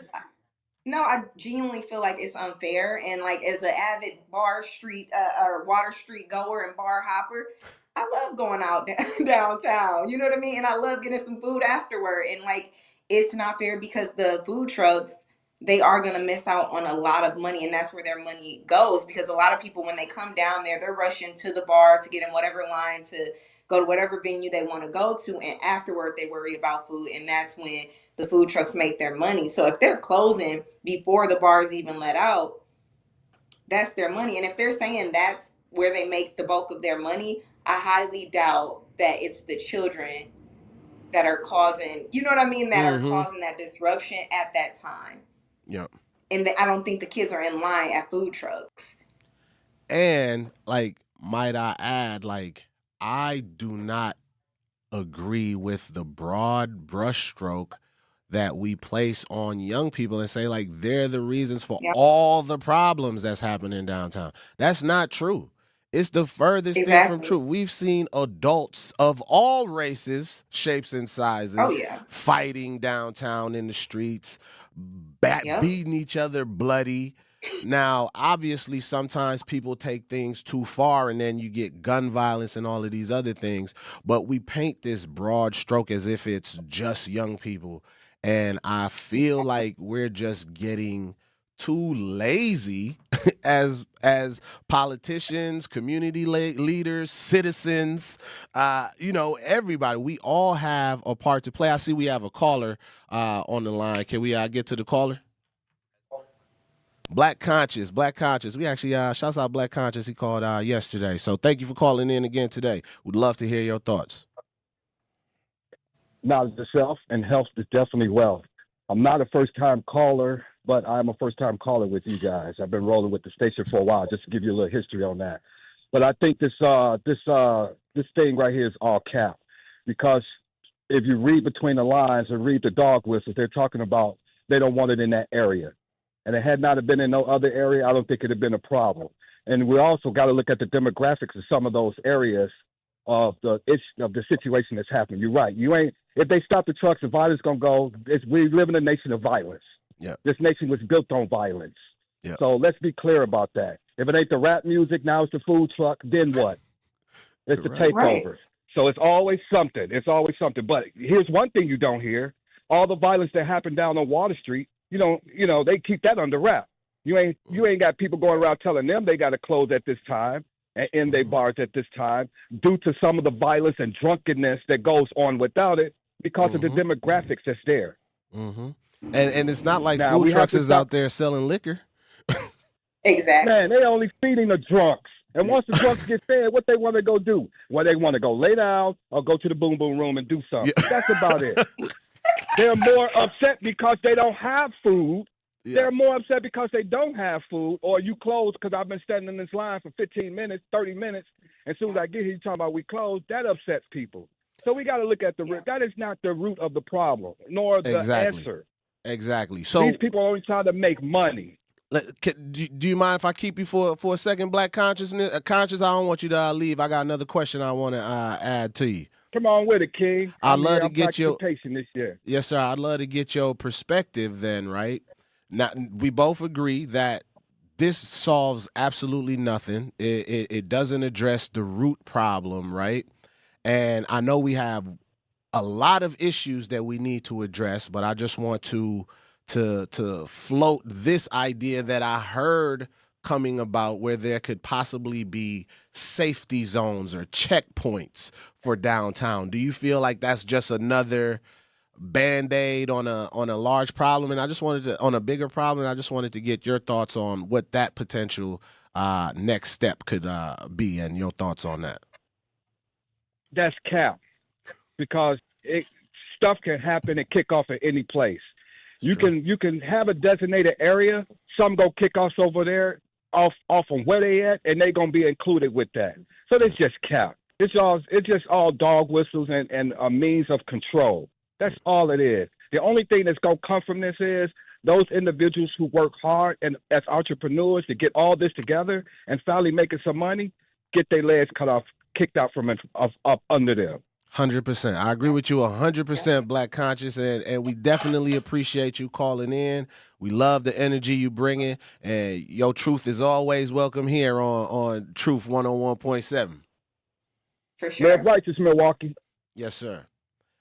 Yeah, Shannon, I agree with him. I agree with him 100%. Yeah, I don't think we are addressing no real issues by that. I think we are creating more problems. We are creating more financial burdens on business owners who just want to grow their business. And when you, come on now, we all know food trucks, the popping hours for food trucks is when the sun set. That's when I want to go grab a food truck, not necessarily, excuse me, not necessarily have to wait and sit for service. So, I stand with the food truck owners right now, man, and I think they need some support.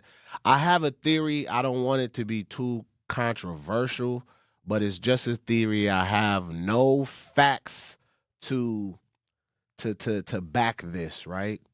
But my thought process is, who would want the food trucks to be closed at 10 p.m.? I don't know who would want that. Like, honestly, nobody that's going out would want that. I don't even think, and like we said before, I don't even think the kids are at the food trucks. So that's not help. This doesn't make sense at all to me. I know who wants to close. I don't understand why it would be. Who? What's your thoughts, Zach? Let me see why they want it closed. I think that's the whites. I don't think it's okay. Sure. I feel like people that the people that aren't out there are the people that would want to close because they're just throwing stuff at the wall and seeing what sticks, and it's just not the food trucks. That's insane to even think. So, I could agree with you to a point, Zach. Right, but I think it's sure it might end up being that in the underline. But let me pose a question this way. Who stands to lose by food trucks being open? Isn't it the food truck owners? No, if they stay open. If they stay open. If they stay open. Who I would say businesses that serve food after 10 p.m. But what businesses are actually serving food after 10? I don't know. In that area. I'm sure it's a few. That's the thing. I don't think there is. I've ate in that area after 10 that wasn't a food truck. Yeah. But I'm just dropping a nugget. I'm not saying anything is factual. It's just something to think about because it's easy to blame things on violence. It's easy to say, if that's the case, if it was so easy to fix violence by just closing the hours of operations for certain things, then it should be a lot of things closed in at a certain time. True. So I just want us to look a little deeper, and I want to do some more research onto where could this be coming from, and is there an opportunity where everybody is happy? Because I think Milwaukee has a unique opportunity to really be a hidden gem for this country. We are small. It only takes you about 15 minutes to travel the whole city, no matter what's 20, depending on which part of Fond du Lac you driving up and down with the potholes. Right. But we have this small, beautiful city where we actually experience all the seasons. We have fresh water. We have everything that people deem desirable in in some place to live, right? And we, in my opinion, are damaging the marketability of this city by, one, not addressing the core root of our violence problems, and not and continuously putting in my opinion, predatory laws that just cripple businesses and don't allow people to grow. And so that's just my aspect of it. We keep talking about, Giannis this, nobody want to come here and play with Giannis. Well, these young boys don't want to go to a city that LeBron James just said, I don't want to be in Milwaukee playing when on a weekend trip. So we, in my opinion, have been doing more damage to the city, one, by not addressing the root of our problems and just putting bandages on it, and then two, just putting policies in place that don't address the problems. They just create more problems. So that's my quick thoughts on it. I'd like to pause for you to jump in, Shannon. No, for sure, Ray. While I agree with you, and I do have a few thoughts on that, we're going to go on break for a quick second. And then, look, we're going to pay some bills, as you say. We'll be right back at you. At Milwaukee College Prep, we don't leave success to chance. We're designed for it. With strong support, high expectations, and a team committed to excellence, our educators turn belief into outcomes every day. If you believe every child deserves an excellent education, join Milwaukee College Prep. Apply today. Visit mkeprep.com/jobs.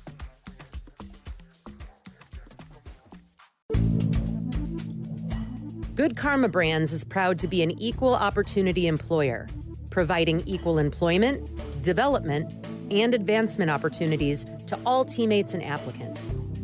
To learn more about careers with us, please send an email to talentacquisition@goodkarmabrands.com.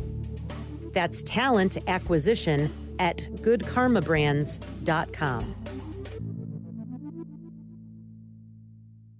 You served behind the desk. You served in combat. You did 4 years and got out. You were drafted. You gave 20 years. You gave exactly what your country needed. And so did you. When you raised your hand and swore an oath to your country, when you put your name on a dotted line, you became part of only 1% of Americans who did the same. You are a veteran. You are a veteran. You are a veteran. Because no matter when, where, or how you served, you made a sacrifice for your country, and you deserve support. If you're struggling with life after service, don't wait. Reach out. Reach out to a loved one, to a fellow veteran, to VA. Find resources at va.gov/reach. Brought to you by the United States Department of Veterans Affairs and the Ad Council. Hi, I'm Priscilla Presley. My love for animals began when I was 5 years old. That sparked a lifelong commitment to speak up for animals who can't speak for themselves. Elvis and I supported American Humane Society because your compassion can change a life. American Humane Society strengthens the bond between humans and animals. Please visit AmericanHumane.org to learn more. Thank you. Now that I'm retired, I'm worried about making ends meet. Food, medicine, and rent cost more every day. And that's why I used benefitscheckup.org. It connected me to an extra $1,000 a month. Benefitscheckup.org is a free service from the National Council on Aging. If you're on a fixed income, benefitscheckup.org might help you too. For free. Visit today.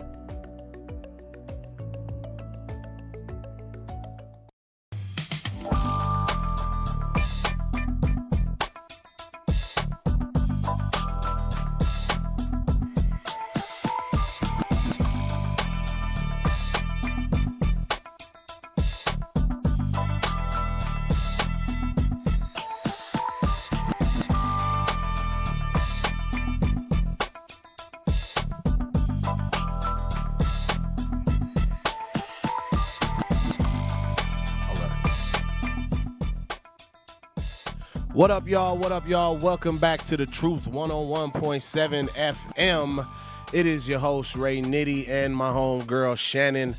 We are talking right now about the food truck ban and the curfew ban, and are we destroying our city? Are we just putting bandages on things that need stitches and hoping that reduces violence? And what are we ignoring? What is it all about? We'd love to get your thoughts. We have a couple callers on. If you want to call in, the number is 833-212-1017. The number is 833-212-1017. Caller 1, you are on the air. What's up, Mr. Lee? Hey, how you doing, young man? How you doing, Mr. Lee? It's good to hear from you. Man, I'm doing pretty good. But, I've been listening to you, man, and I admire you're such an intelligent young man. Oh, and I appreciate that. Thank you, Mr. Lee. I truly appreciate that. Just warmed my spirit.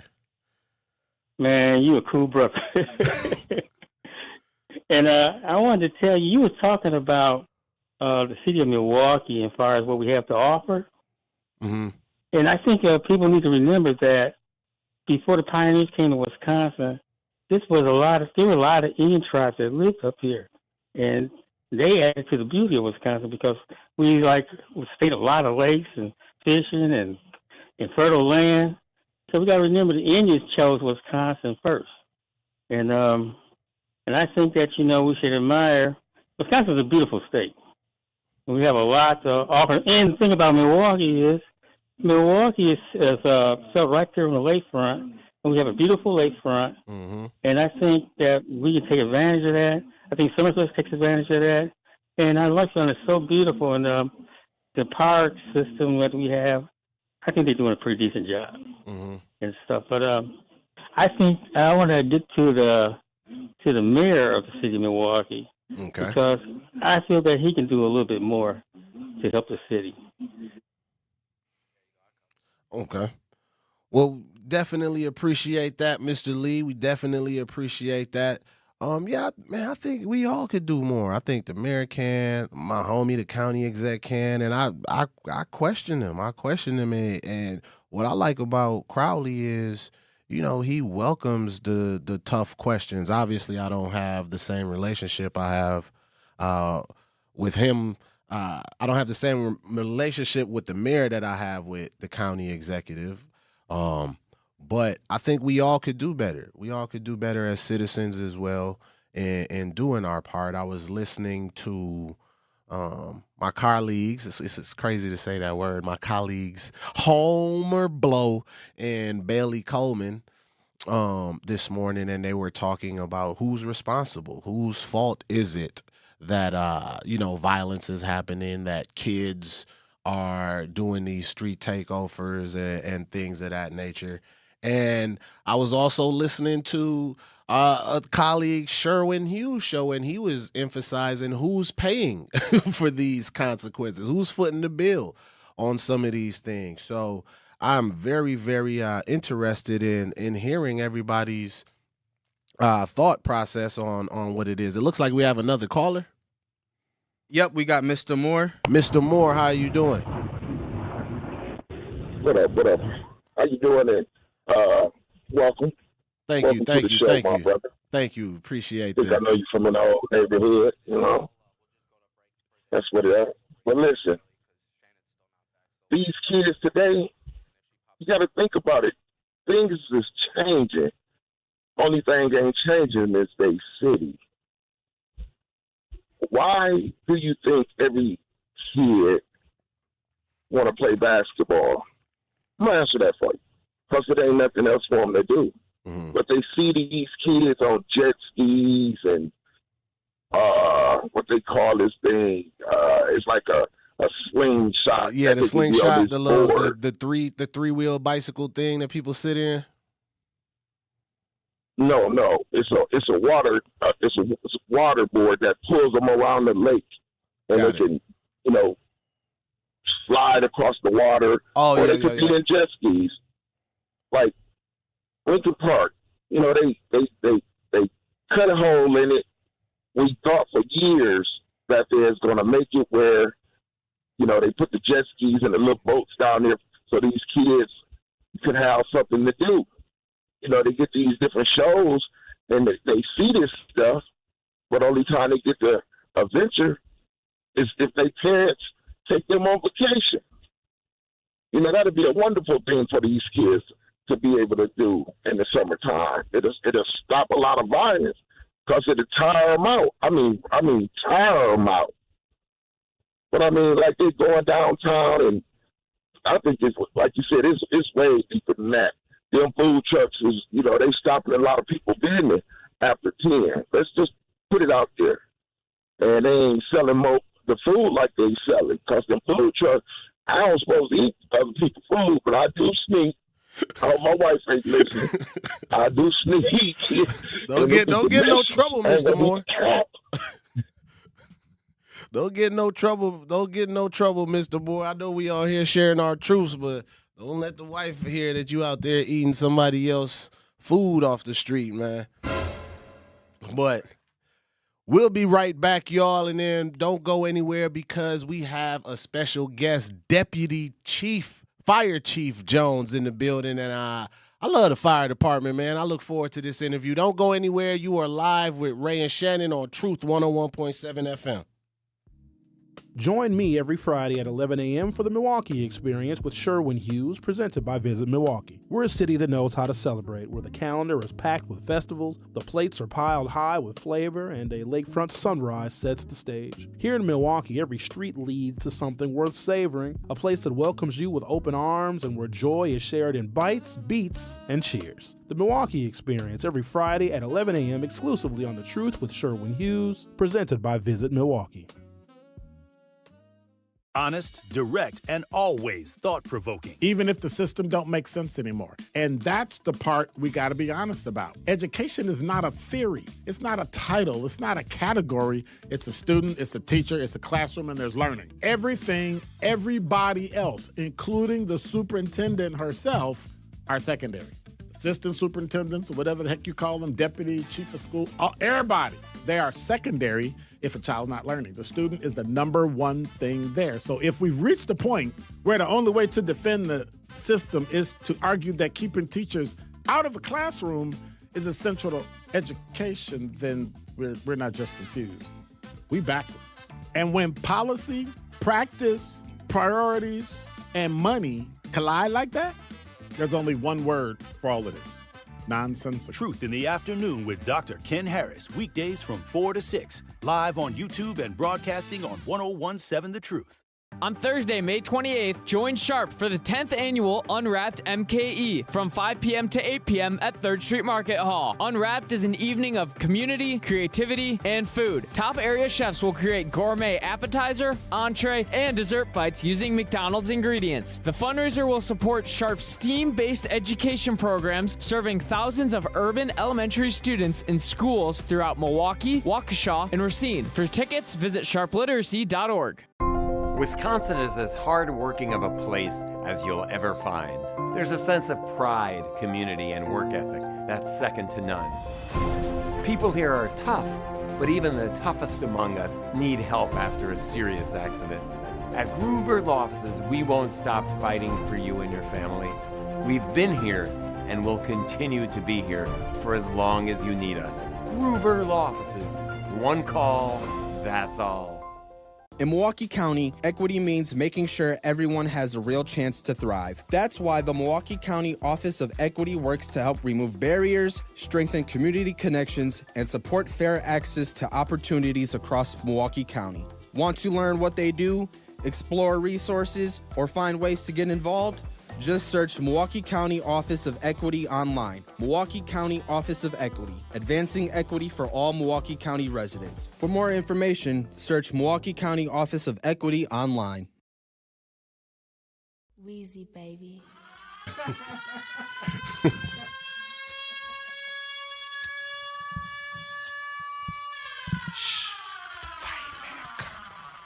Uh-oh.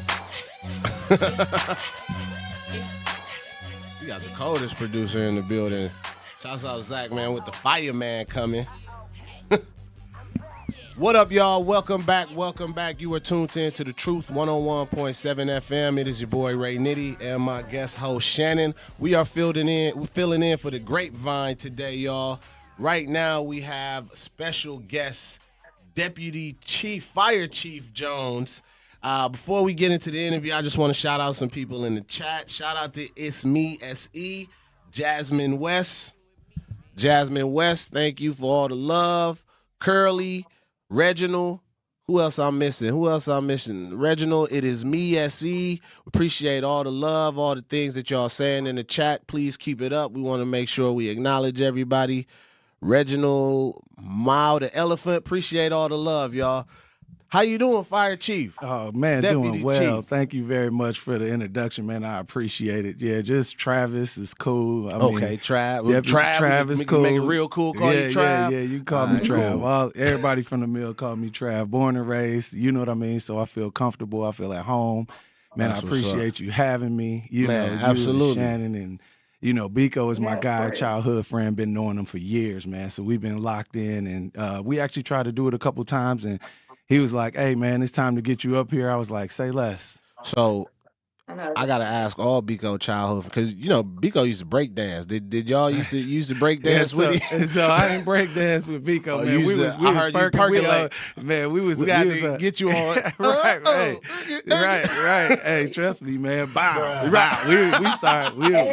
We was tearing the club up, man. Right. You know what I mean? That was our younger days, man, growing up in the city, and, man, we had a lot of fun. You know what I mean? Yes, sir. The city has been the same for, Yes, the sir. last 48 years of my life. You know what I mean? But growing up in high school, when me and Biko first started linking, we was tearing up the high school clubs, until we got grown, and then we took our. Now you're a fire deputy chief. Fire he's deputy a doctor. Chief. He's a doctor. You know what I mean? From tearing the clubs up to saving the city. Yes, sir. That's what's up, bro.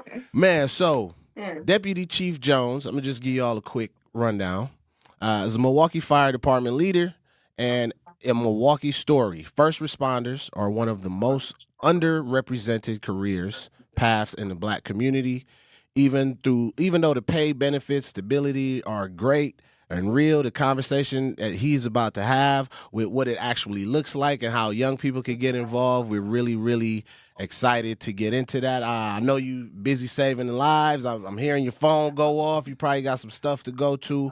We got a few questions for you here today. And my first question, Deputy Chief, I know you said you're from Milwaukee, but where did you grow up? What neighborhood it was? And what was it like for you growing up in the city? Absolutely, man. So I grew up, it was just me and my sister. My mother was a single mom, raising two kids. We grew up out at the time on 95th and Brown Deer Road. It was called the Meadows back then. I think it might be the Woodlands now. You know what I mean? When I first moved out there, man, the grass was green, birds was chirping, you know what I mean? And it was me and my homies that was out there that was probably the baddest ones out there playing Ding Dong Ditch, you know what I mean? And that was like in the 80s, man. Like I went to Granville Elementary School, which is right there on like 95th and Allen. It's right in the middle of, in the meadows. Not far from there. over there, yep. Yeah. So, I mean, like, it was, for me, honestly, it was a great place to grow up. I had tons of friends. I mean, there was always 30, 40, 50 kids outside at any given time. Man, shout out to Doc B. Doc B used to be. Shouts out Doc B. Man, he used to be he used to actually run, there was in the school, they used to open the doors. He would come up and he would run the basketball games, the baseball games. So our team used to kick it with Doc B, jump in the 4x4, you know what I mean? And, I literally seen it go, from the highest of highs, you know what I mean, to, a time when it wasn't, as safe, we with the same playgrounds that we were playing on, that we, played baseball on. It was one day in particular, we were out playing right in the middle of the entire meadows. There's a giant hill. You can play basketball, you can play tennis, and then there's two baseball fields that are actually back to back, and we were out there playing baseball, and we seen some guys running across the field.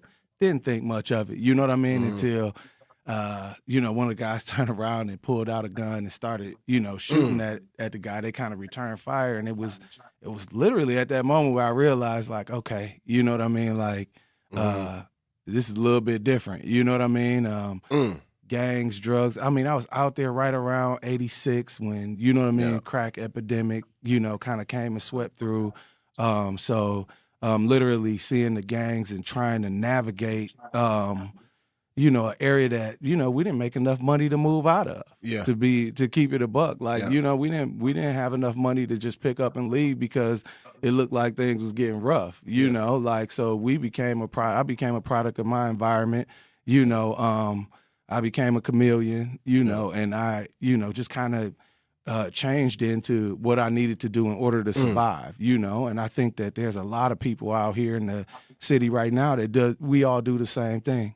We're doing whatever it takes in order for us to kind of get to that next level, or, you know, to better ourselves, or to wake up, or to figure out that there's more than just where we're at or what people say to us, you know. I remember being at the elementary school, and we was messing around, man, and we threw a guy out in the street, you know, because he wouldn't give us some Skittles. I got in trouble. The crossing guard told on me, man. They pulled me into the office, and I'll never forget the principal looked at me and said, "We gonna send you to Webster, and they don't like bullies."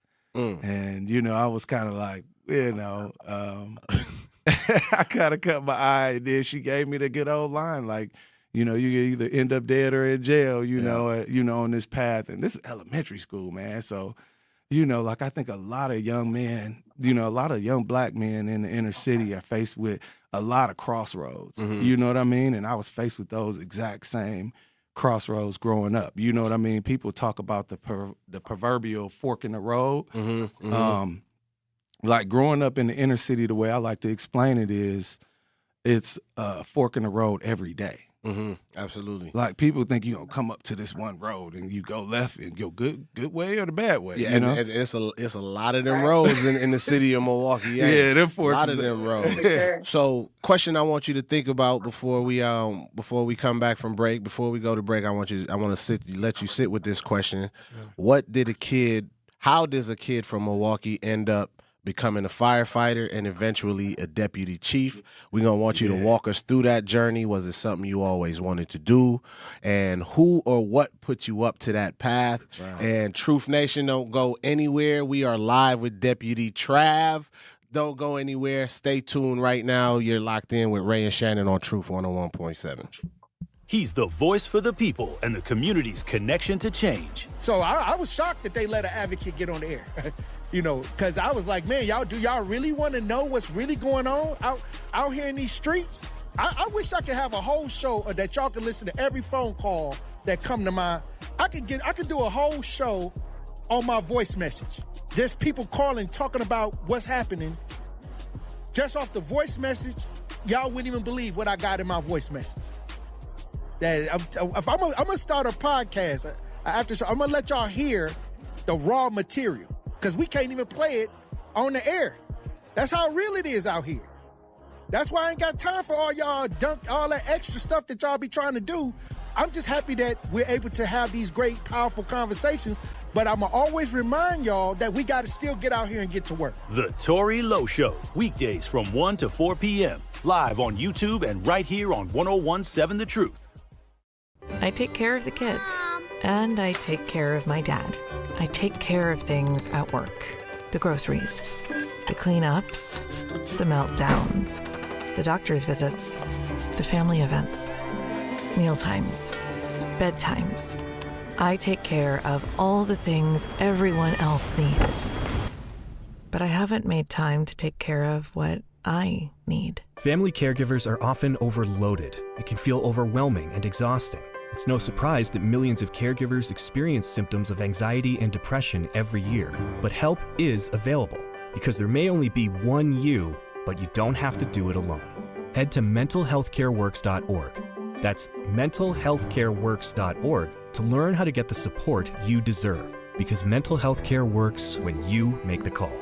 If you're experiencing a mental health crisis or thoughts of suicide, dial 988, a message from the American Psychiatric Association Foundation. Our children deserve a real chance to make it in life, and a good education is a passport to opportunity. At City Ford Collective, we're working to make sure there's a great Milwaukee school for every Milwaukee family, because more good options lead to better outcomes. And who doesn't want that?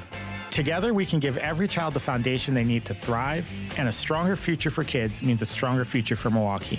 To learn more about our mission, visit us at cityfordcollective.org. That's cityfordcollective.org. Earth Justice is a national legal nonprofit defending the planet and its people for nearly 50 years.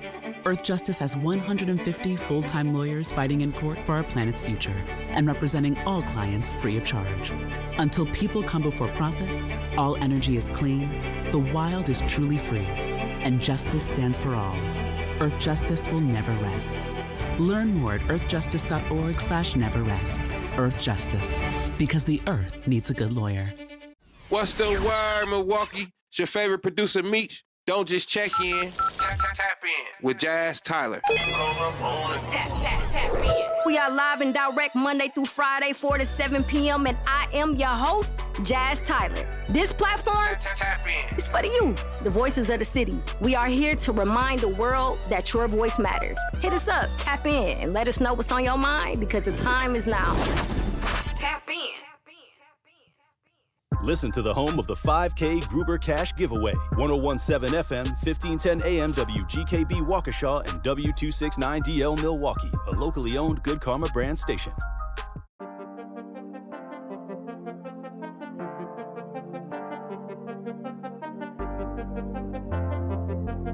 Was that a DJ Brother Z exclusive?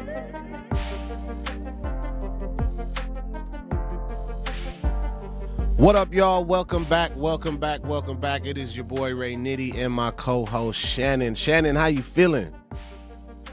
Man, I'm feeling good. We've got some good questions, good conversation going. Ready to hear this come up story. Yes, absolutely. You are live on 101.7 FM, The Truth. We are tuned in with Fire Chief Deputy Trav Jones. Travis Jones is a full name, but he said we could call him Trav today because, we do things cool and smooth over here at The Truth. But yeah, man, tell us what it was like for a kid from Milwaukee to end up on your path and eventually becoming to the deputy chief, and walk us through it. Right. Always something that you wanted to do, and what or who put you up to that? Right. First, I got to make sure I shout out Shannon. I didn't even know that you was out here. I had to make sure I recognize, you know what I mean? I'm going to pay homage, you know what I mean? Shouts out, Shannon. What's up, Shannon? Thank you. You're welcome. You know what? Honestly, I grew up just like any other, young black male in the city of Milwaukee, man, where we were going to school trying to find a way, figure out what we, wanted to do. What I wanted to do as I grew up. When I actually graduated from high school, and man, shout out to Bradley Tech. That's my alma mater. Was Milwaukee Tech. When I graduated from there in 1996, we about to celebrate 30 years. It's crazy, But honestly, when I graduated, I always wanted to, go to college. I wanted to play football or run track at a collegiate level. My mom got sick, right around that time. My mom got diagnosed with cancer.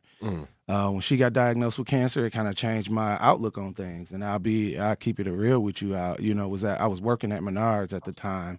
Once I graduated from high school, I, went to Menards, and there was a lady that walked in and basically, she asked me, was somebody sick in my life? And I'm kind of like, I don't know this lady from Adam. You know what I mean? And she, I told her, yeah, my mom was sick, and she was like, I feel like you believe in God, like, I kind of feel it on you. And I'm like, yeah, I do, and she was like, well, your mom wants you to know that she's going to be okay, and I'm kind of like, wow, you know what I mean? But it was at that moment I told myself it's time to lock in. I gotta focus. And, at that point it was all about trying to figure out what I was going to do to take care of myself for the rest of my life, because I think that's something that a lot of kids that walk across the stage, and shout out to all of the, class of 2026 graduates that just walked across that stage. Y'all need to know right now, it's time to lock in. You know what I mean? That next phase of your life is now. Don't take anything for granted. And that's kind of where I'm at. I was at the time, and I locked in. And fire department was something that was kind of in the back of my head. I had an opportunity to join the cadet program when I was in high school, and passed on it. My mother had to sign a piece of paper, and I just didn't get it signed. Here we are, at this moment now, my mom's sick, and I'm thinking to myself, like, all right, what do I need to do? The fire department was taking applications at the time. I filled out that application. I also filled out to be an electrician. And the next stop was going to be the military. It was pretty much whatever it took at that time. Graduating from tech, what I loved about it was hands-on. So I basically learned about how to build engines one day, like we read about it one day. And then we would be working on engines the next day. When I got to college, it was kind of like, read this book, take this test, and that was different for me, and, I struggled because I couldn't stay focused, and you know what I mean? But I knew when it was time for me to either, if the electrician fell through for me or, the fire department, and I prayed and I was like, hey, whichever one of these come in, like, I'm going all in. I'm putting all my eggs in one basket. There ain't no plan B. And that's where everything changed for me. I got an opportunity to go into the Milwaukee recruit class in 2004. And, that time is a 6-month program.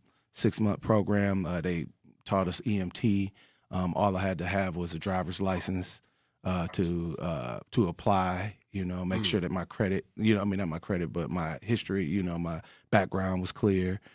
So, got to keep your license, got to keep your L's up, because without your license, you can't have a job with the Milwaukee Fire Department. So you started when you was what age? 25 is when 25. I actually started. You know what I mean? But coming out of high school, I had an opportunity to join the cadet program. I would have been in there at the age of 18. Yeah, that's I got a homie, Jared Triplett. He was a cadet. He did the cadet. Shout out to Jared. He was leaving football practice, going to do training. Facts. And I'm like, now you see him now, and he's doing amazing. So, yeah, absolutely. Shouts out to that cadet program, man. Make sure y'all sign up for it. 18 to 20, man. Go to the cityofmilwaukee.gov, and make sure you guys look up the Milwaukee Fire Department Cadet Program, because it's a great opportunity for all,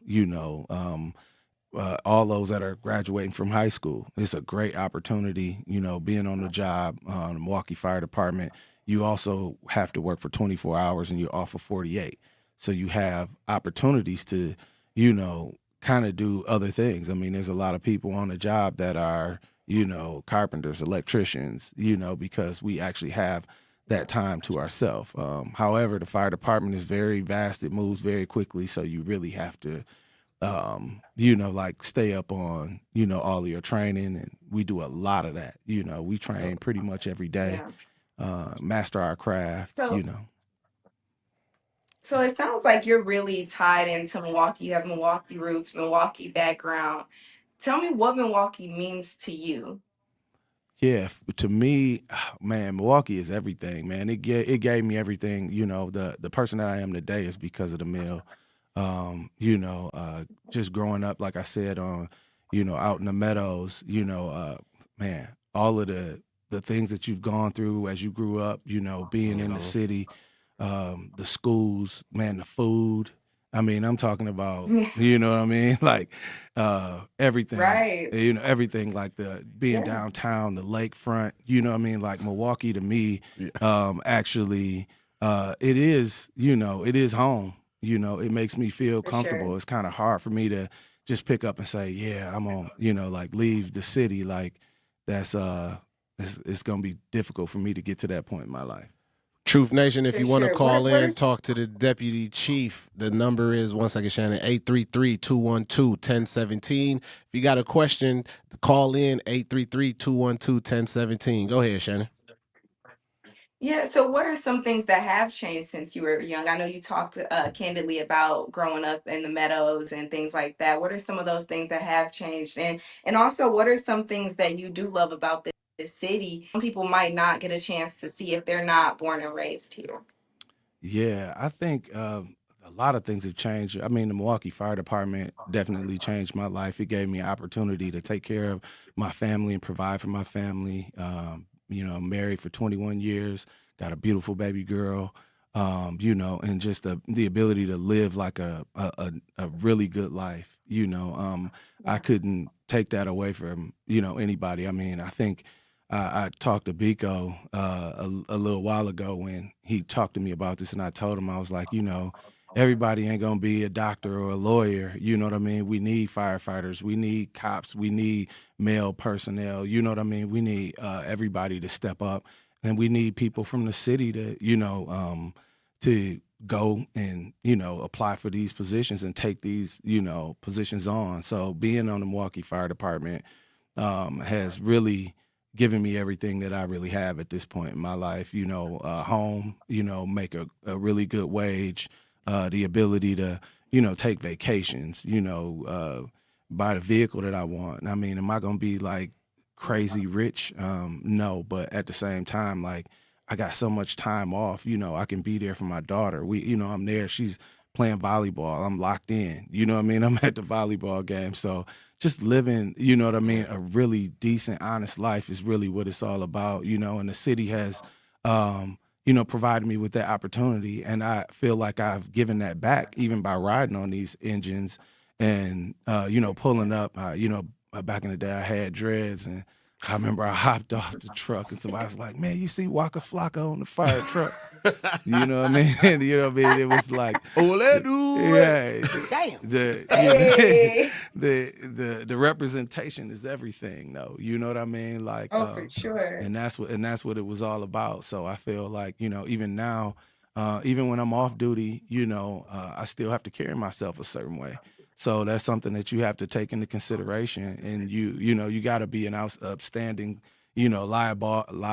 law-abiding citizen.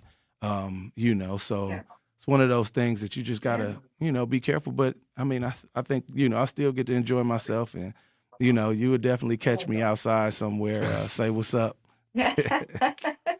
So most people think they know what firefighters do. They think they know what the job entails. Can you tell us what your day-to-day looks like, and what are some things that might be hard about the job that people not know about? Sure. I want to say the job really consists of, not just firefighting. We are also emergency medical technicians, so we respond to probably 80% of our calls that we go on are to help people who are sick, injured, or hurt. So that is probably one of the biggest things that people don't know. We're first responders, so that means when anything goes on in the city, they pretty much dial 911. You're going to get a fire truck in, less than 4 or 5 minutes anywhere throughout the city. So we might respond to, a water leak, electrical problems. We respond to, like if somebody's injured, somebody fell, or if there's a fight, or if there's a shooting. And, really shout out to, Freighter Hospital, man. It's like one of the best hospitals in, in the country. Like, to have a level 1 trauma center, within 10 minutes. I mean, man, a lot of the, stuff that goes on in the city with, like reckless driving and stuff like that, we pulling up, snatching people and getting them in the back of the med unit, and we getting them to the hospital, like super fast, and, doing a lot to help the city. So. Oh, yeah. So what does the leadership look like inside of the day-to-day operations there? Yeah, so as a deputy chief, I pretty much manage battalion chiefs, and the battalion. We break the city up into battalions, and we have 6 battalions, and within each battalion, there's 5 firehouses, or roughly around 5 firehouses in each battalion. So everybody in those firehouses obviously report to a battalion chief. So those battalion chiefs will then report to me. As far as how things look, I mean, our organizational chart, I guess you would call it, the fire chief, Chief Aaron Lipsky, who is, very progressive, awesome, fire chief, one of the best things that could have happened to the city. And he gave me the opportunity that I have right now. So big shout outs to him. Also, the assistant chiefs, so they will be right underneath the fire chief will be the assistants. There's 3 of those. Chief Josh Parrish, a lot of people know him if they see him. He's always throughout the city. He's got his hands in a lot of different pots, man. All of these people we're talking about between Parrish and Aaron Lipsky, I mean, they are invested, knee deep in everything that goes on in the city to help move things forward and be progressive when it comes to, whether it was the pandemic or if it was, you know, things like that, the Milwaukee Fire Department is stepping up and we're putting our people out there to try to help the city move forward. So we got 3 assistants, and then we'll go from assistants down to deputy, which is where I am. So I would technically be like 3rd in command, and then every 3rd day I manage, you know, about 209 firefighters, you know, a day. That's how many firefighters we have at all ranks moving down. So, yeah, that's probably the best way to chop it up. I'm going to let you get to the next question, Shannon. I just want to let the chief deputy know he getting a lot of love in the chat. Shouts out to Not Really a City Girl. Shouts out to Curly Q. Shouts out to Jasmine West. They say so. Jasmine West said not Waka Flocka, but Not a City Girl says salute to the deputy chief, and Curly says Chief Lipsky, another RUHS alumni. Shouts out to Riverside in the building. East. Yes, but I'll let you continue, Shannon. Go ahead. I'm sorry. I apologize. Yeah, we gotta acknowledge the chat. Have to acknowledge the chat. Let's go. Oh, for sure. You got to give him his flowers. I also wanted to ask one more thing. I know you talked about you guys being the first responders, the first people on the scene to a lot of crazy scenes. What's one of the most memorable, I guess, days on the job that you've had, and how did that stick with you, and what did you learn from that experience? Yeah, I would want to say there's a lot of good days, there's a lot of bad days. And by bad days, I mean bad things happening to, people. Every time somebody dials 911, they are like having the worst moment of their life, And firefighters, we have to be wired different because we have to actually enjoy it.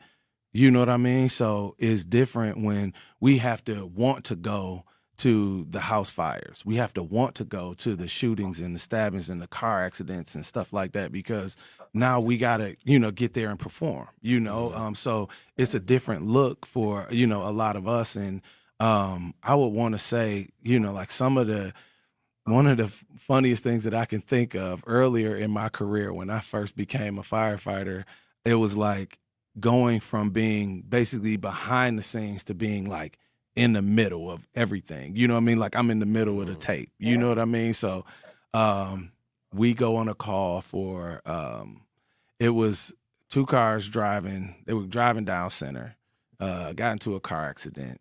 There was a shootout happening at the same time. There was a person that was shot inside of like across the street. And we get there. I walk over to the gentleman, and as I said, we are trained EMTs, so when we get there, we know exactly what we're supposed to do. But I kneel down, and in the moment, I'm realizing I'm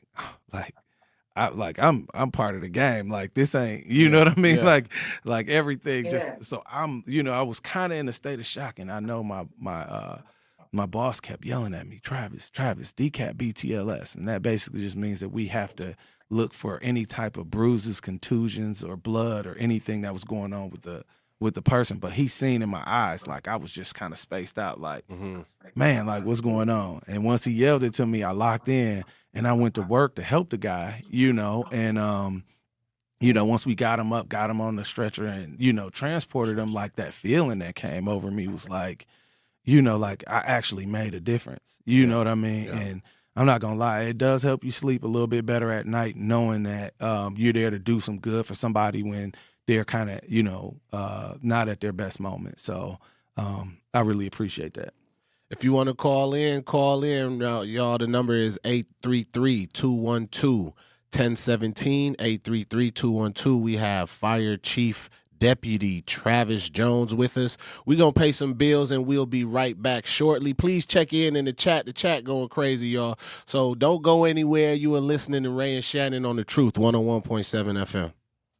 May is Skilled Trades Month, a time to celebrate the hands-on careers that keep our communities and our economy moving forward. At Junior Achievement, students learn that great careers don't always start behind a desk. With support from Komatsu, students are exploring opportunities in skilled trades, advanced manufacturing, engineering, and technology in Milwaukee's Harbor District. Thank you, Komatsu, for helping inspire the next generation of builders, problem solvers, and innovators. Learn more at ja.org. How much does it cost to talk to Gruber Law Offices after a serious accident? It's free. Yes, free, as in it won't cost you anything to speak with us. There's never a fee until we win your case. Gruber Law Offices. One call, that's all. Ready to grow your business? Then connect with the City of Milwaukee at City Connect 2026, the city's third annual vendor fair sponsored by BMO Harris Bank. Join local businesses, community partners, and city leaders Thursday, May 28th at Milwaukee City Hall from 8 a.m. to 3 p.m. Learn how to compete for city contracts, navigate the bid process, explore small business certifications, and build valuable connections through workshops and networking opportunities. Visit milwaukee.gov/vendor fair for details. When you're high, you feel different. Pretty obvious, right? You think different, talk different, but if you feel different, you drive different. So if you're high, just don't drive. Brought to you by NHTSA and the Ad Council. At Milwaukee College Prep, we don't leave success to chance. We're designed for it. With strong support, high expectations, and a team committed to excellence, our educators turn belief into outcomes every day. If you believe every child deserves an excellent education, join Milwaukee College Prep. Apply today. Visit mkeprep.com/jobs. Life's better with Drive My Way from American Family Insurance because we know it's more than just a car. It's your escape pod, your adventure mobile, your memory maker. And we help protect the dreams that drive you. Personalize what you pay for auto insurance and you could save between 10 and 35%. American Family Insurance. Get a quote and find an agent at amfam.com. Products, pricing, and availability vary based on the way you purchase insurance and by state. Unsafe driving behaviors may increase your rate. American Family Mutual Insurance Company, SI, and its operating companies, 6000 American Parkway, Madison, Wisconsin. In the United States, a vehicle is stolen every 31 seconds, about as long as this message. Luckily, you can take a few easy steps to protect your car in the same amount of time. Remove your valuables, roll up your windows, don't leave your car running unattended, lock your doors, and take your keys or fob. If you have information about a crime, call the police. If you suspect insurance fraud, also call 800-TEL-NICB. A public service message from the National Insurance Crime Bureau.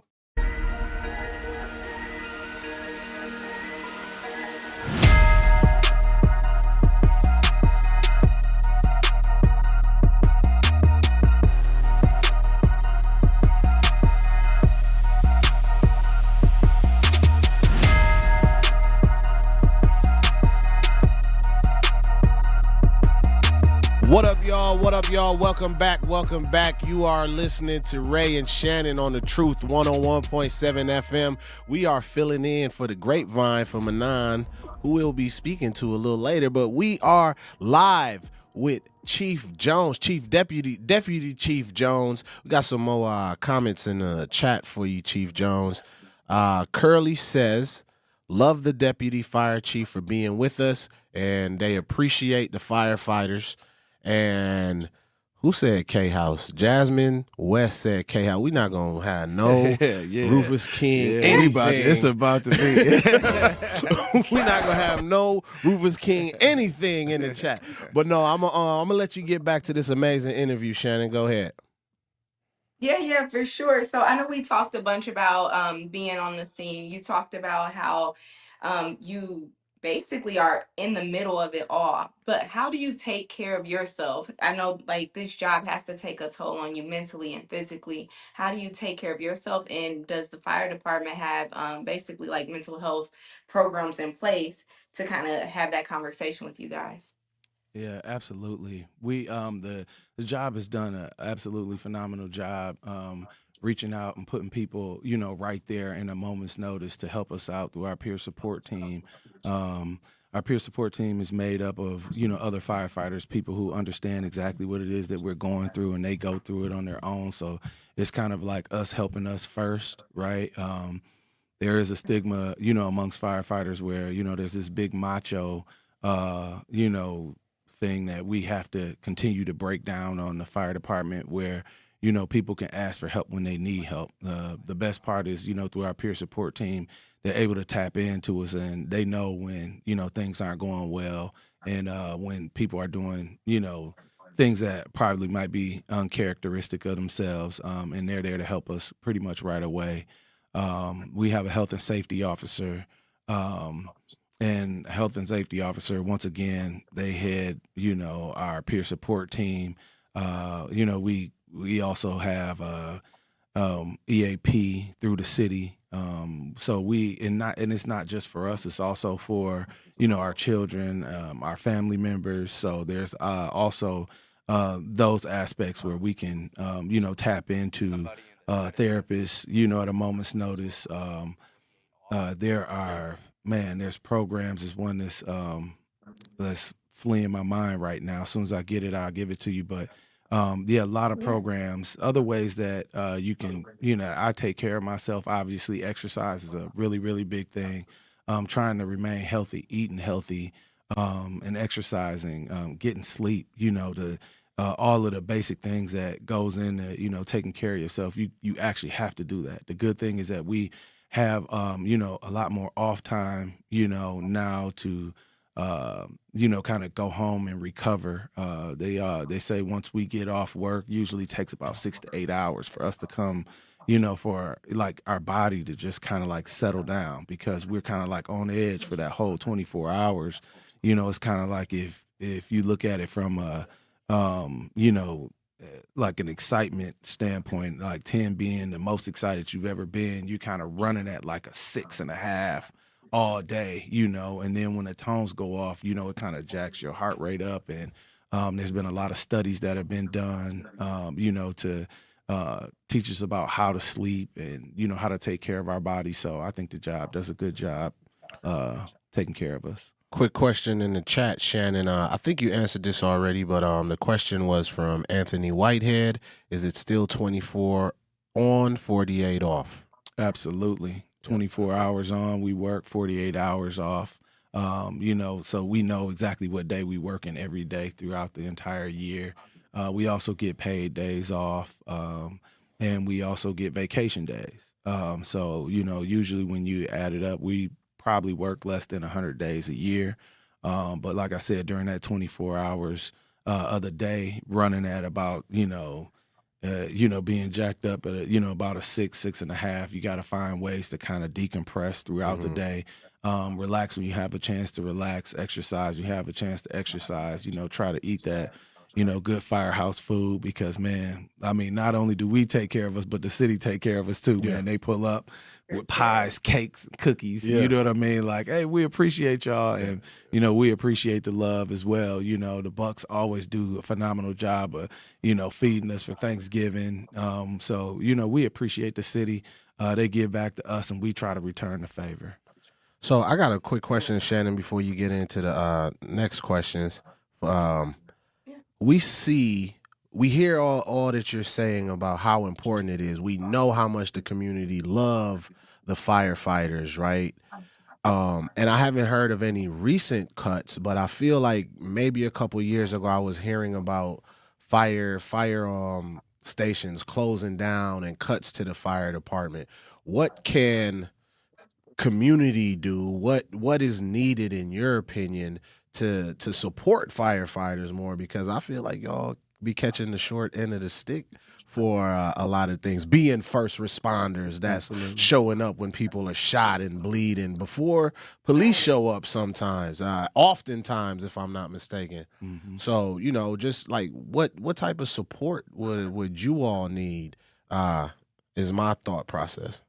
Yeah, I feel like when it comes to, the city and, like the amount of staffing that we have, we ran pretty short, for a lot of years, and we're starting to build, our staffing numbers back up now.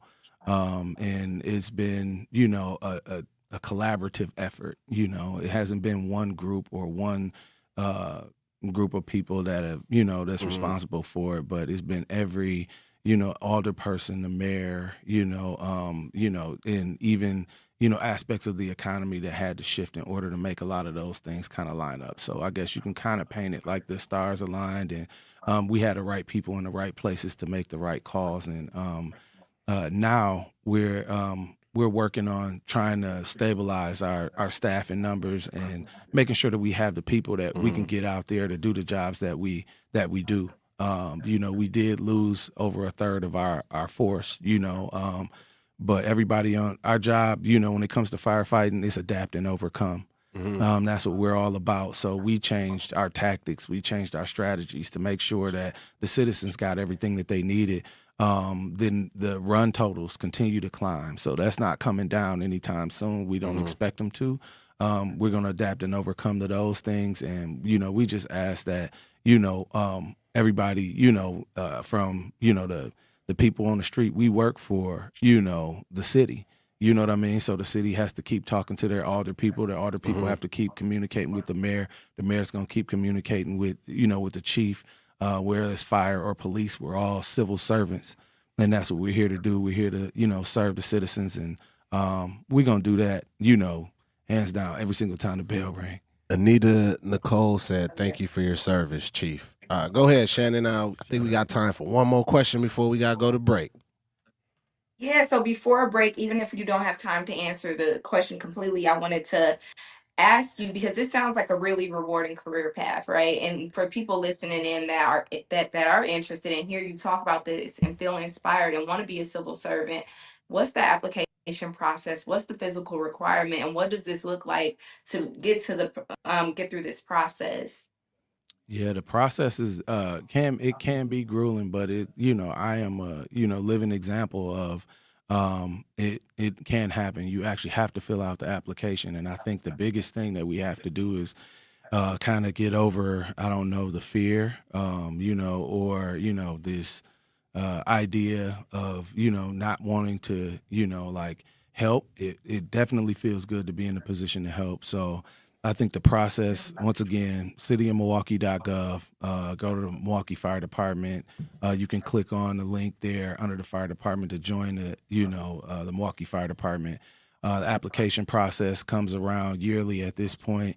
I believe the lists are still lasting for 2 years, but they're constantly changing the way that we get people from the city to apply for the department.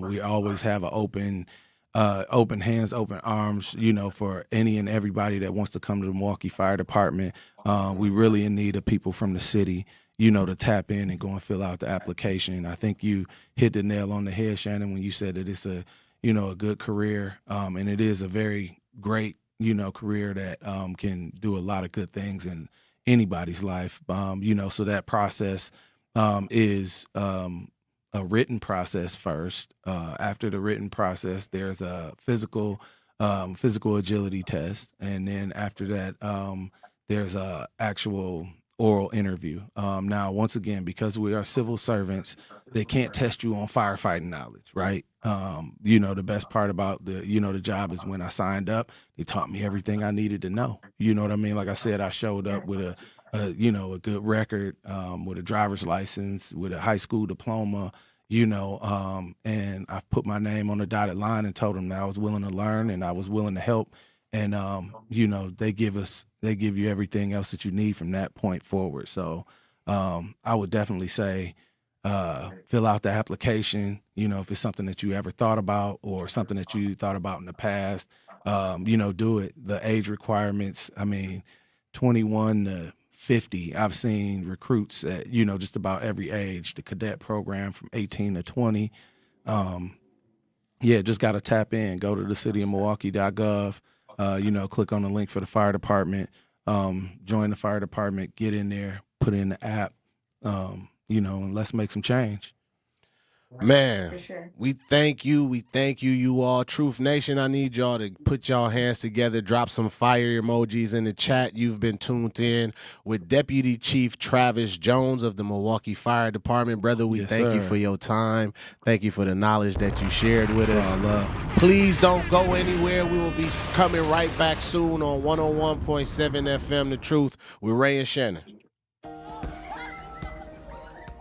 Do you hear that? And that? And that? Those are the sounds of a healthy and vibrant community. And to this United Way volunteer, nothing sounds better. They're the sounds of children being given greater chances to succeed in school. The sounds of neighbors receiving the support needed to overcome challenges, both big and small. They're the sounds of families gaining access to quality healthcare and nutritious food for their tables. And they're the sounds of members of our community who've benefited from United Way's financial education programs. See, wherever there's a need in our communities, there's a United Way. People working together to respond and growing the good for everyone. United is the way. So join us by getting involved or giving back. Learn more at unitedway.org. Tacos and Tequila Festival, Saturday, May 30th at Franklin Field, featuring live performances by Rick Ross, Genuine, Soulja Boy, Frankie J, Mims, Petey Pablo, Jaquan, and Milwaukee's very own Big Frank. It's Milwaukee's biggest throwback party of the summer, all for $29. There will be craft margaritas, Milwaukee's best taco vendors, authentic lucha libre wrestling, an exotic car showcase, a Chihuahua beauty pageant, art installations, and so much more. Tacos and Tequila Festival, Saturday, May 30th. Get your tickets now at tacosandtequilafestival.com. 70 million people in the U.S. have learning and thinking differences, like ADHD and dyslexia. Each has their own story. This is ours. At first, I thought it was just a phase. Then schoolwork became a struggle. Emotions got bigger, and my kids started falling behind. I felt alone, like I was lost in the dark trying to find answers. Then I learned about Understood.org, a nonprofit empowering parents and kids like us. It was like we had a light to show us the path ahead. Whenever new challenges came up, their guidance helped us figure out our next step. We still have tough days, but now we have direction. And I have the tools and resources I need to help my child thrive. No matter where you are on the path, Understood can help you keep moving forward. Visit understood.org/yourpath today. Dreaming of owning your first home? Don't settle for a fixer-upper. Build a brand new home with Milwaukee Habitat for Humanity. They partner with first-time buyers to make home ownership possible with little to no down payment and a team that's on your side every step of the way. Even if you're just starting to explore what's possible, they're here to help you take the next step. If your household earns between $55,000 and $90,000 a year, you may qualify. Visit MilwaukeeHabitat.org to learn more.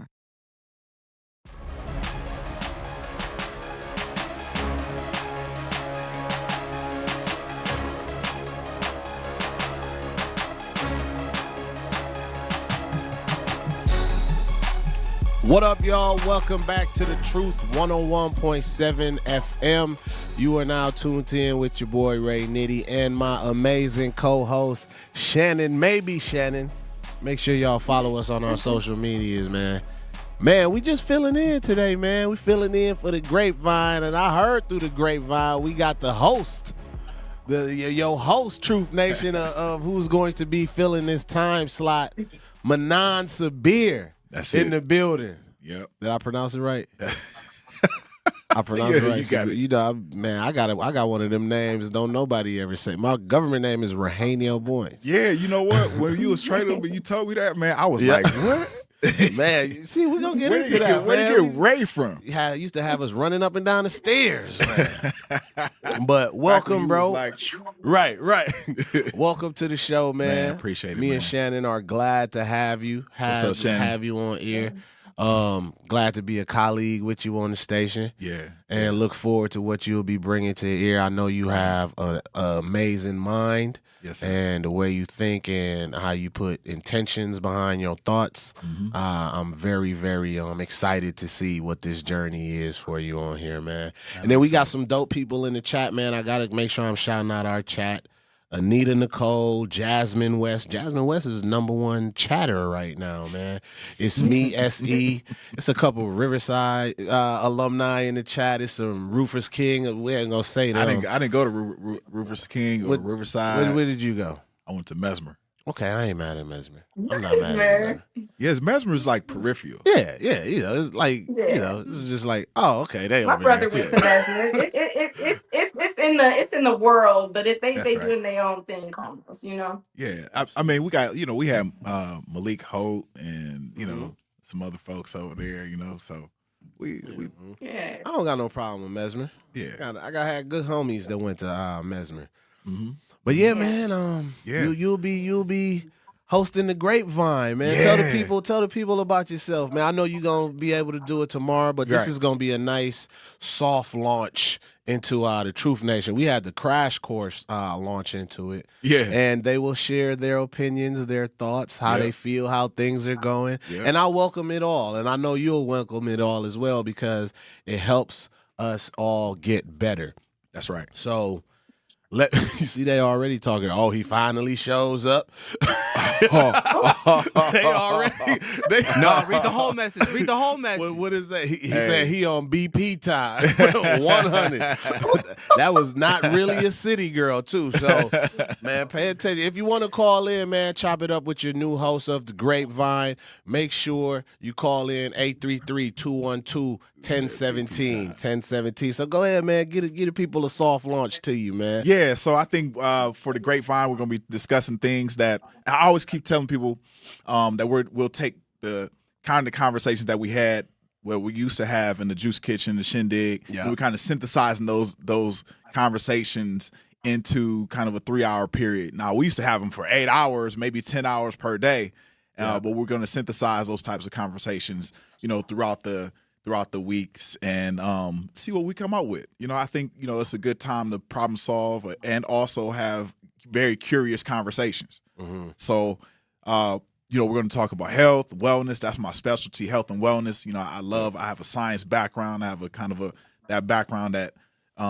where if you have a problem, I can with your body, I can try to help solve it, give you some resources, but also, I'm a across the board curious individual of many different topics. Yeah. So yeah. So, this is our second day, right? This is our second day on the show. We live our second day. Somebody says, "Hey Manon, welcome to Truth Nation." Curly Q says, "Hey Manon." What's up? Not really a city girl says, "Shout out to Mesmer." Yes. Somebody says, "I miss the Juice Kitchen being on Walnut." Man, oh man, that was a great time. We definitely had great times in the Juice Kitchen. Yeah. You used to do this thing called Soapbox. I think it was Soapbox Sundays or Soapbox Saturdays. Yeah. Where you allowed people to just come get on their soapbox. And share whatever accomplishments it was, whatever they was feeling, whatever. Just gave people a platform to use your space that you curated. Yeah. And for them to have a safe space to express themselves. So I always wanted to give you your props and flowers for something like that. That was something that, and sometimes I just went in there just to hear what people had to say with my Milwaukee Buck juice. You know what I mean? So, yeah, man. Shannon, you got some questions for Manon? I could talk to Manon all day. He used to train me when I was younger. Pause if need be. But I need to hear more about that. I didn't hear that Manon story. But I wanted to know a little bit more about the Juice Kitchen, honestly. Like, it sounds like an interesting place. So what was that? How did that start? And give me a little bit of background on that. Yeah, so it started, about 2009. We started juicing, just juicing out of my house. And, I think one of my first clients slash juicers was they were I was doing personal training out of my father's karate school in 48th Center, and from there I started to juice. I wanted to combine juicing and conversation with fitness training, and all of that came up into the Juice Kitchen. I think I was living somewhere towards Merrill Park, and one day, I was, walking around the park, and it just so happened I just thought about, combining juicing, and I went back into the lab, started researching, doing a lot of research, and approached some of my clients and asked them if they wanted me to juice for them. And push came to shove, we started juicing. And it was, a few house moms, and some other athletic clients that were in, professional sports. and somebody came. I gave them some juice. Then the next couple of days, they started coming to the house and asking for juice in the mornings, and that's what happened, man. It just kind of blew up from there. So from that point on, I was juicing, 6-8 hours a day sometimes. Yeah. Quick, I think we got a caller on line one, somebody that has a question. If you want to call in, Al. We got Al. Shouts out to Al if it's the Al I think it is. We got if you want to call, the number is 833-212-1017. The number is 833-212-1017. Al, talk to me. All right, I got 2 questions, and I'm just going to get to the point. How do you feel that with racism going on? I feel personally God is blessing racism because they already showed him out the gate. This is who they are, and this is what you're going to deal with. So you either going to respect it or fall back from it because every time we take a loss, they get blessed. And we know he let black people suffer for 400 years and he didn't show up because he kicked everybody out of heaven because they was fornicating with fallen angels. But he didn't throw no tables and chairs when he was running with the tax collectors and the prostitutes. You know what I mean? Money and pleasure, great combination. But my real question to y'all is, when it comes to racism, how can white people hate niggas when they want to be niggas themselves? And I'll hang up and listen. Shouts out. That was Al. That was Al. I actually have an answer to that last question. How can people hate black people when they want to be black people? A lot of people hate what they can't be and what they thrive to be. So that's something I've thought about a lot because you do find a lot of people that want to be like somebody, but instead of like mentoring with them or like, trying to work with them, they like, you know what, I'm gonna tear that person down because I can't person. I mean, when you think about it, a lot of things within the culture is the blueprint. A lot of things we do is the blueprint. And some people get jealous, some people try to integrate, and you can't save everybody. Everybody. Some people come from a long line of haters. And you know.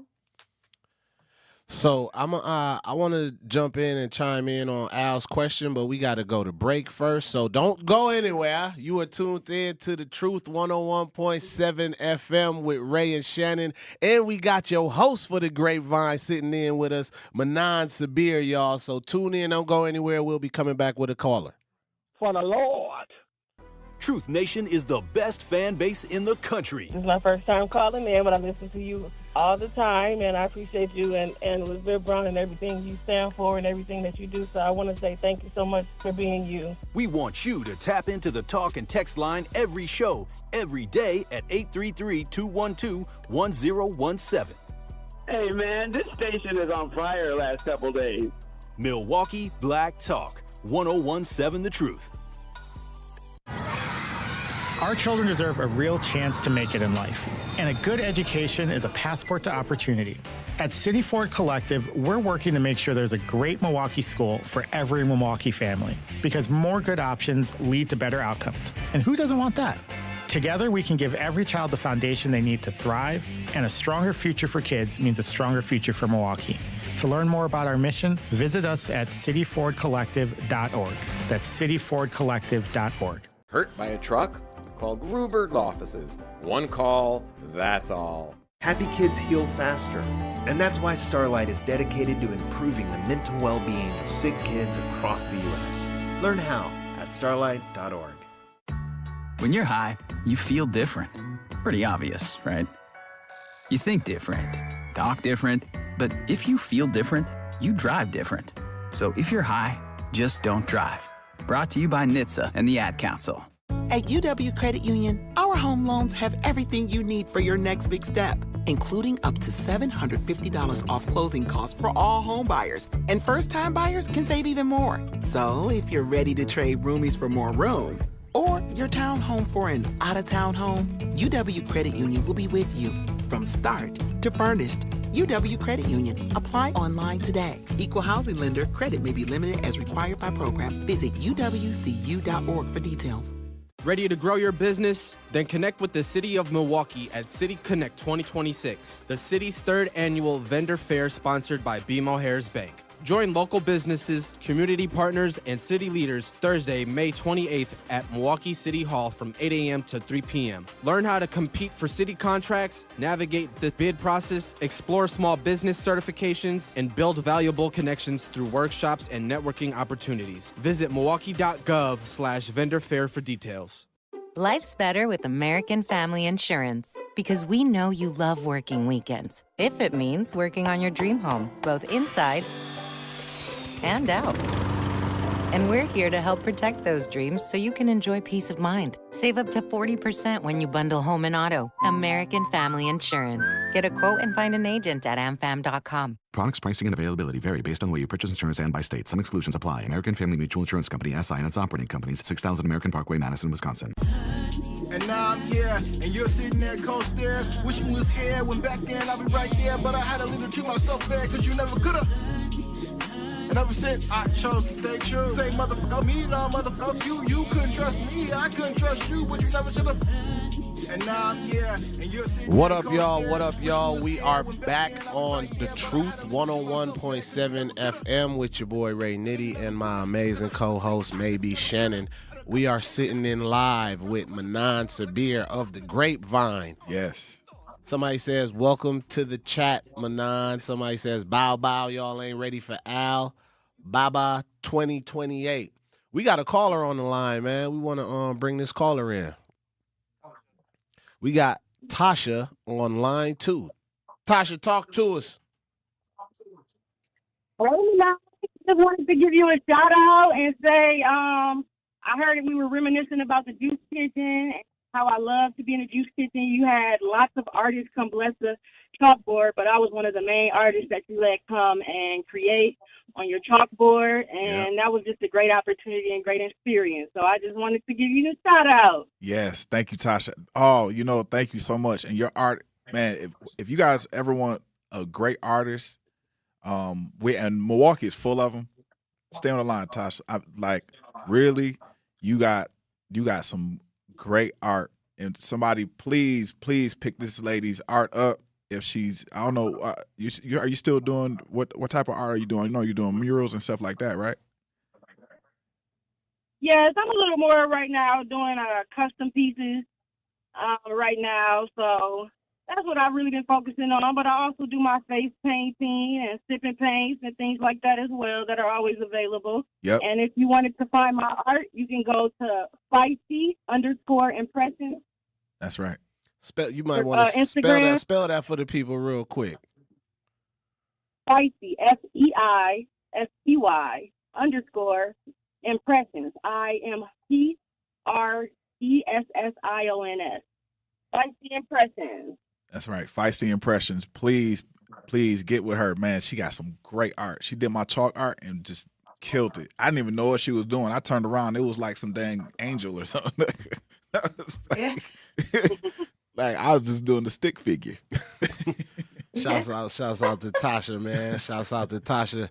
Man, thank you for calling in. That's what we do here. We want to elevate amazing people doing great things. So thank you for having her share her information. If you want some fine art, some custom pieces, once again, that is Feisty Impressions on Instagram. And she is also located in the community within the corridor for the creative corridor.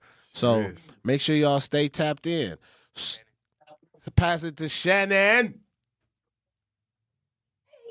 So before break, I know we were right in the middle of right. I don't know if we should go back to the call before break or the question before break. I was really locked into this. Go back to that.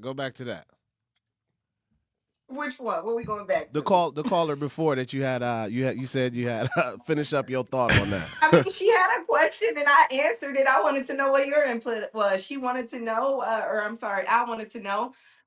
He wanted to know, why do people hate us that want to be like us? And I had an answer. I answered my question because I feel like in general people do that, whether it's Black or white people, or it's like, oh, this person is doing something dope that I want to do. You're going to get people that want to be haters, and you're going to get people that want to congratulate you and want to figure out how you're doing what you're doing and elevate with you. But that was my feedback on that. But I wanted to hear what you guys thought over there. I know Manan said he had a piece for that. I'll concede to you, Manan. I think people see people with gold and they think that they're doing very well.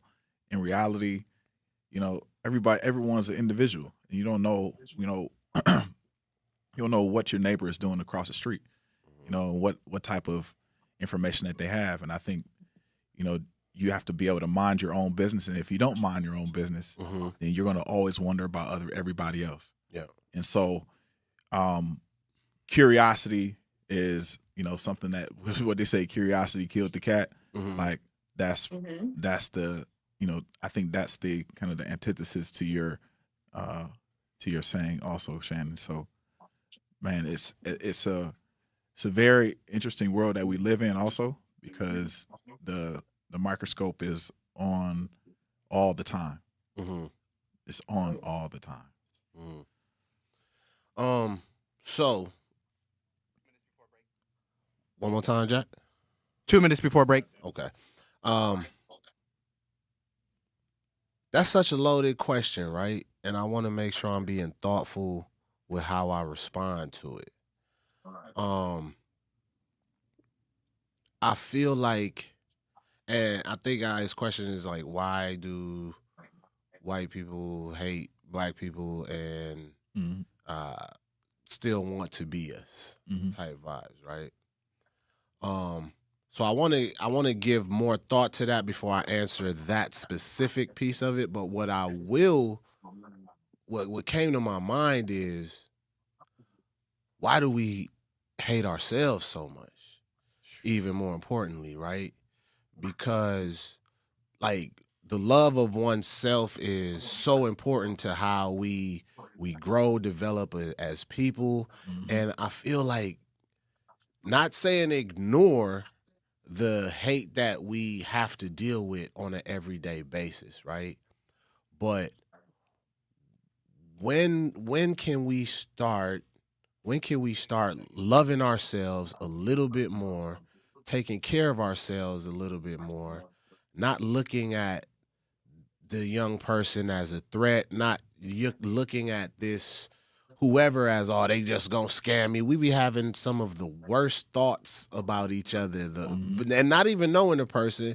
And we may all be guilty of it in some standpoint. I may have felt a little nervous when it was 100 degrees and I see a young kid walking up in a Pooh Shiesty mask. I'm like, all right, if he don't care about catching a heat stroke right now, I know they don't care about. So, I'm trying to get this thought process is like, what can we do to start loving each other better, right? And even that thought that I just have, like, how do we stop from that being a thought process that we have of our young people? So I'd love to get back to that soon as we pay these bills. So don't go anywhere. You are tuned in to Ray and Shannon on 101.7 FM, The Truth. Coming with straight truth. If you acted up, if you were out here doing any kind of foolishness or just something that people know would make your family's name look bad, your neighbor from down the street, if they see the son or daughter, be like, what are you doing? They gonna call you out. They gonna let you know that they saw you. And then they gonna tell you, come here. Now, I'm gonna tell your daddy. That part. There are a lot of times when people are new to an area, they don't know where to plug in. And anybody who plugs in the 101.7 The Truth and listen to you and Dame and Truth Nation would know that there is a significant public outcry when violence happens in our community. Don't worry about the outcry if you're not listening to the right people. So I would encourage her to tune in to 101.7 The Truth and listen to you guys, Denise Thomas, Dr. Ken Harris, Tori Lowe, and definitely Sherwin Hughes every day. Watch all your favorite 101.7 The Truth shows by subscribing to 101.7 The Truth on YouTube. I take care of the kids, and I take care of my dad. I take care of things at work. The groceries, the cleanups, the meltdowns. the doctor's visits, the family events, mealtimes, bedtimes. I take care of all the things everyone else needs. But I haven't made time to take care of what I need. Family caregivers are often overloaded. It can feel overwhelming and exhausting. It's no surprise that millions of caregivers experience symptoms of anxiety and depression every year. But help is available, because there may only be one you, but you don't have to do it alone. Head to mentalhealthcareworks.org. That's mentalhealthcareworks.org to learn how to get the support you deserve, because mental health care works when you make the call. If you're experiencing a mental health crisis or thoughts of suicide, dial 988, a message from the American Psychiatric Association Foundation. When I was diagnosed with Hodgkin lymphoma, I had so many questions. I didn't even know that it was cancer. Now I do. It is cancer. Blood cancer. It's actually one of more than 100 different types, and they're all treated differently. Now, unlike some other forms of cancer, usually there's no tumor. You can't screen for it to prevent it, and the symptoms can look like other things, so it could be hard to diagnose. I had a fever for weeks. I was so tired all the time. I didn't feel like eating or doing anything else for that matter. And I know that this can feel scary. But if you know what to look out for, you'll know what to tell your doctor. And you'll feel more empowered to take the next steps. Like getting in touch with the people who know the ins and outs and can help with everything blood cancer related. Blood Cancer United. They work one-on-one with each person who reaches out to answer questions and offer resources. Blood Cancer United was there for me, and they can be there for you. Go to bloodcancerunited.org to learn more. Get the truth and nothing but the truth with Sherwin Hughes every weekday from 9 a.m. to 12 p.m. on 101.7 FM, 1510 a.m. WGKB Waukesha, and W269DL Milwaukee, a locally owned Good Karma brand station. I don't got it yet, but I'm trying. And I see that there's no point in me lying to you. Faces changing, yours ain't been two-sided. What up, y'all? What up, y'all? Welcome back. Welcome back. It is your boy Ray Nitty, and you are tuned in to The Truth 101.7 FM at the American Family Insurance Studio, located in the heart of downtown in the 3rd Street Market Hall. Hope y'all are doing amazing today. We are sitting in studio with my homie Manan, and we have Shannon via virtual with some amazing energy. And yeah, we was just talking about racism and Al's question that he brought. I think we got a caller on the line. Yeah, let me see who it is first. Okay, we got a caller coming in. We'll screen it real quick just to see what they wanted to talk about. Somebody said they still healing from hearing the old host, but we're moving forward. We thank y'all. We thank y'all for giving us at least an opportunity to move forward and grow with y'all. And we love everybody that had these slots before us. And we welcome them to come sit down. Maybe we could do a ease into to whatever that's needed. But shouts out to Kyle. Shouts out to Tori Lowe. Shouts out to Ken Harris. We appreciate the blessings that you all gave. But yeah, we got some guests about to walk in. We got the trustee board, Malele on the line. And we're going to have everybody introduce themselves here shortly. Okay. But just to but just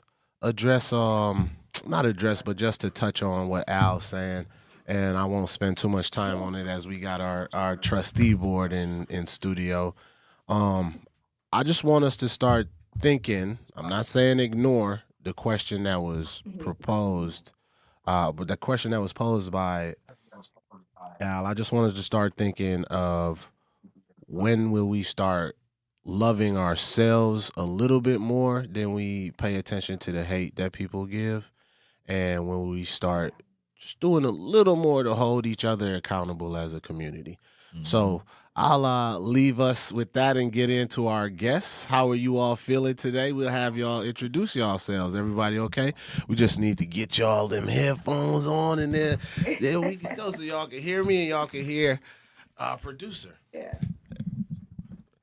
Ready? Yeah, just go ahead. On you, Tiffany. Yes, hello everyone. My Ladies name is first. Tiffany Wynn, and I am a trustee for the Black Media Trust in Milwaukee. Hello, my name is Romel Brown, and I'm also a trustee for the Milwaukee Black Media Trust. I'm also the editor-in-chief of the Milwaukee Courier newspaper. Glad to meet everybody. All right. And then we have on the line Alderwoman Malele Cox. Hey, everybody. I am Milele A. Cox, and I am a trustee for MBM. So how are you all feeling today? Please tell us about yourselves, and we're going to get right into it. We can start with you, Tiffany. Yeah, let's start with me. Okay, so I'm in marketing. I work for a healthcare system here locally in Wisconsin, and I'm feeling great today. I'm glad that the sun is shining, that we got some good weather. I finally feel like we're breaking into summer. Like, that's a beautiful thing. I love when we can see all 4 seasons in Milwaukee. Right? Yeah. Absolutely. I feel like we had a little bit of spring, and now we moving into summer, and I love to see that. Love to see the sun shining and no rain. It's a beautiful day. In terms of being on the Black Media Trust, though, this is a full circle moment for me. So I started early in my career. One of my first jobs was at the Milwaukee Courier as a freelance writer. And so the Milwaukee Courier was really a launching pad for me. And it was instrumental in me actually getting my first job in PR and continuing to build upon my writing skills and getting to meet a lot of people in the community. So it was just an amazing opportunity for me, and I'm just happy to be back in this full circle moment at this time, and that was 20 years ago. And so we fast forward 20 years later, and now I'm sitting here today saying, hey, I'm a part of this Black Media Trust where I'm helping to ensure that the voices still stay within the community and that we get to tell our own stories, because that's where I started. And so I'm ecstatic about the opportunity, and I'm just honored to be a part of it. Honored to be a part of it with you. Yes, I'm Romel Brown again. Journalism wasn't even on my radar when I was a boy, a teenager, young adult, and older adult now. I just started working for the founder of WNOV and the Milwaukee Courier, Mr. Jones, around in maybe 2000, 2001. And then it morphed into me becoming the editor of the Milwaukee Courier newspaper. And that was when I realized the importance of the black press in Milwaukee, Wisconsin, and the United States. And I did a little history homework on the black press as well too, how powerful they were in the beginning, and how their readers really embraced those newspapers and like called them their own newspapers. So it's very important now in 2026 that we keep the black press alive and profitable as possible, because the black press truly serves its community. Yeah. No, I think that's very important. What you all are doing in keeping and amplifying and improving upon black media. I'm not born and raised in Milwaukee. I was born and raised in St. Thomas of Virgin Islands. I moved to Milwaukee in 1998, and it's amazing to see how black media has grown in Milwaukee, especially with even a lot of the smaller firms or larger firms as well, because they're not small. They're doing a lot of big work in the city. Alderwoman Cox. Yes. How you doing? I know we all know you, but just tell somebody that may not know who you are, and how did we get here on the trustee board? And then Shannon got some questions for y'all that she's going to be asking y'all. So I am the alderwoman of the 6th Automatic District. That's where I'm born and raised, and I proudly serve. But I'm the daughter of Valma L. Cox, who spent 31 years working for the Courier.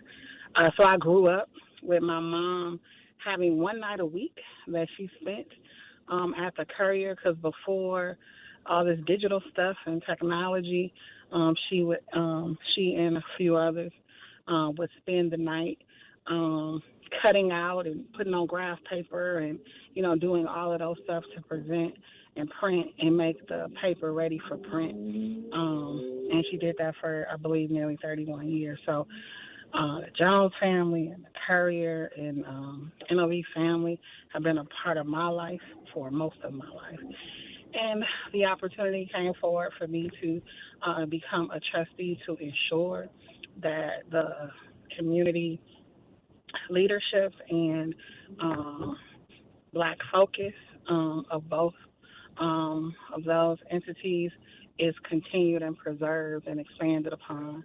So I appreciate having this opportunity as a trustee in a moment in this country's history when there are tremendous efforts to erase our history, our stories.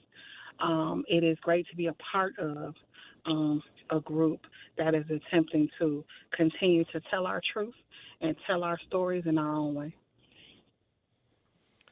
Well, we definitely appreciate you, Alderwoman. You've been very, very instrumental in my life, and I won't bore you all with my voice. We will pass you off to Shannon, who got some great questions for you all here today. Yeah. So these are some amazing stories, but the trust was just formed. The Truth and the Courier are now community owned. And I just wanted to know, what does that mean for the people in plain terms? What does that mean for us? Yeah, who wants to take that first? Well, I'll explain it in the trust mission. The mission of the Milwaukee Black Media Trust is to preserve and strengthen independent Black media in Milwaukee, ensuring that media properties held by the trust remain community-owned, community accountable, and in service of Milwaukee's Black community in perpetuity. The trust is founded on one simple conviction: voice is power. And when a community controls its own voice, it shapes its own destiny. So I hope that answered your question. Yeah, for sure. And did anybody want to add to it at all to go a little more in depth, or what it means for you guys as well? Yeah, I think for me, it just means ensuring the journalistic integrity of Black people telling their own stories. I think that's so important, and making sure that we continue to bring their voices to the forefront, that we continue to amplify what is going on within our own communities and hearing it from the people that's actually the boots on the ground in the community, the people who actually live there, the people who actually work there, the people who see firsthand what's going on in our communities. And so continuing to make sure that they have a platform and that it will always be here and that it will not be taken away is what it means to me. Are there any protections that exist to keep it independent?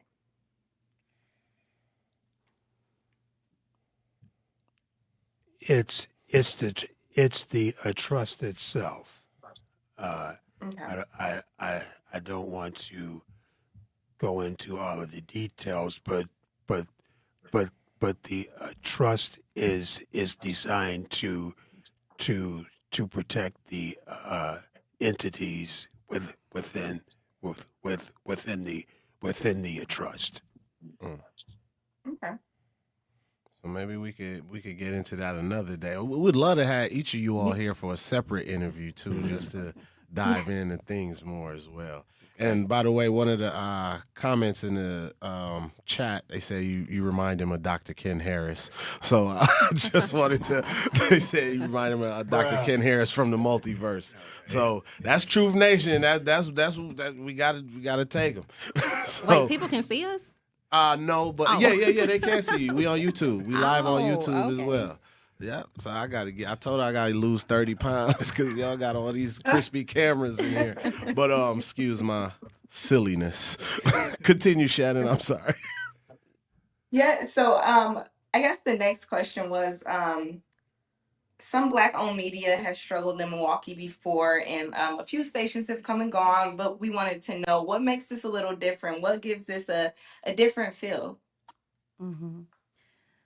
I can start and then I'll move on to Romel. But I just think it's the legacy, right? Because WNOV and Milwaukee Courier have been around for decades, right? It's not something that just popped up.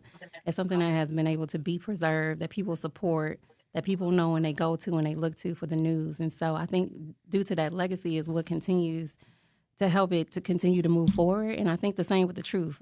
So I know the Truth only been around, I think it's 4 or 5 years. However, I think they have such a great back end and great support as well as talent. And I think because of all of those things combined together and then coming, merging with a legacy brand, to me, that's the recipe for success.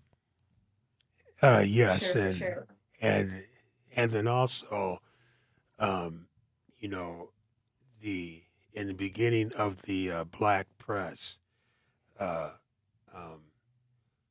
Wall Street told the big businesses in America that not to advertise with the black press, which forced a good number of them to go out of business. But in the same breath, you have other black-owned newspapers that have been around for quite some time because they found other avenues to get advertising dollars. So we have skillful people on both sides here, on the Truth side, on WNOV side, and the Milwaukee Courier that understand the importance of getting those dollars to survive, and also understanding if company A, midsize or large, says no, there's other avenues we can take to get advertising dollars. So we're survivors. Real quick, it looks like we got a couple callers on the line. Do we want to address one of those callers? We have an anonymous, Ray, and it's a.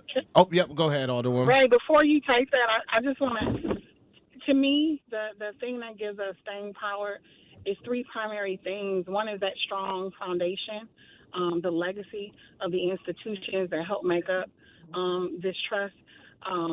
We stand on the shoulders of giants, so we're building upon a legacy that has already been set. That's one. I think 2 is that the great talent that helps to make up all of the 3 entities that currently are within the trust, not just the on-air talent, not just the writers for the paper, not just, but the folks selling the ads, the folks producing the shows, the folks, just the immense amount of talent that exists within each of the 3 properties. And then thirdly, which I think is of great importance, is the tremendous support of listenership, readership, and folks in the community who have been 10 toes down for these stations and the paper and will continue to be. So I think those 3 things help give us a recipe that give us staying power and ability to grow. All right. Thank you, Alderwoman Cox, for that input. We have an anonymous caller with a question for the board. What is your question? Well, I've got a couple of questions. We're talking about accountability, but I'm not really seeing it in the community. What I like to see for accountability is some environmental concerns that I see in the Brown Deer area. What I see over there is they knocked down that mall there and they left tons of asbestos there that's been there for 2 years. And it's just sitting there from this news across from the channel 6 news tower right there. I've talked to people. They've ignored my concerns. There's not a sense of urgency in our community for these environmental concerns. Another environmental concern that I see is these data centers. The data center, we don't need a data center. We need a library. We have a data center. It's called the library. Okay. we don't need the water, the pollution going into the lakes. We need to be looking at the river, cleaning up the river for the city of Milwaukee. Yeah. We've got so many things that we can do to address these issues, and we need a sense of urgency to make these things happen. Yes, right now, because definitely agree with you, caller, and I think we want to expand on the environmental issues a little bit more in the future as well. I do have a lot I'd like to say about the environmental issues, and I know we only have a certain amount of times with our board. I didn't know if you had a specific question for the trustee board. The environmental concerns are my. I'm sorry that I'm coming a little aggressive, but right now there's a sense of urgency that things have to be done really, really quick to get the news out there that needs to be out here. Our animals, our health. Everybody absolutely, and we thank you for that concern, and I promise you we will be having more in-depth conversations about environmental issues, because that is something I am extremely passionate about, and I just wanted to make sure we're maximizing everybody's time, as we do have Manan in the building as well, who will be filling this show. So shouts out to Manan. We just filling in for you till you get your badge and stuff. I definitely appreciate it. So you gotta come get some of your own heat, man. So yeah, Shannon, I'm gonna let you go back to the questions, but we will put a pin in that conversation about environmental. Can I say something about that? Yes, please. Go ahead. In my opinion, we need to hold the elected officials accountable for the destruction of the environment. Like what the caller just said, well, what about the data centers? Yeah. My question is, data centers should be creating, producing their own power. They're data centers. They have the technology to create their own power. So you create your own power. And there's no need to burn fossil fuels for a data center. Yeah. Once again, I agree 100% on the environmental risk that our community is facing. I agree with you on that. Elected officials need to be held more accountable, and we have been doing a lot of that and talking with elected officials. I just didn't want to dominate you all's time and take us too far off of the topic, because we did want to get to some of the amazing things you all are doing in the direction that this station is going, so we can elevate these type of stories about environmentalism and things of that nature. So I'll let you continue, Shannon. Yeah, so before we get into the next question, I'm going to go ahead and send us to break, and we'll be right back. All your favorite interviews and best moments live in one place. I love your perspective, Sherwin. Thank you. You do a great job. Appreciate you do a great job. I downloaded the app so I can listen to you in the evening sometimes, because you make a great difference in how you present things in many ways, politically, socially, financially. You do a great job. Download the new 1017 The Truth app now. Milwaukee Black Talk. 1017 The Truth. How much does it cost to talk to Gruber Law Offices after a serious crash? It's free. Yes, free. As in, it won't cost you anything to speak with us. Not sure if you have a case? Call our team at Gruber Law Offices today. Your first call and your first consultation are always free. And you'll never pay us a fee until we win your case. If you've been seriously injured, call Gruber Law Offices. One call, that's all. Hi, I'm Priscilla Presley. My love for animals began when I was 5 years old. That sparked a lifelong commitment to speak up for animals who can't speak for themselves. Elvis and I supported American Humane Society because your compassion can change a life. American Humane Society strengthens the bond between humans and animals. Please visit AmericanHumane.org to learn more. Thank you.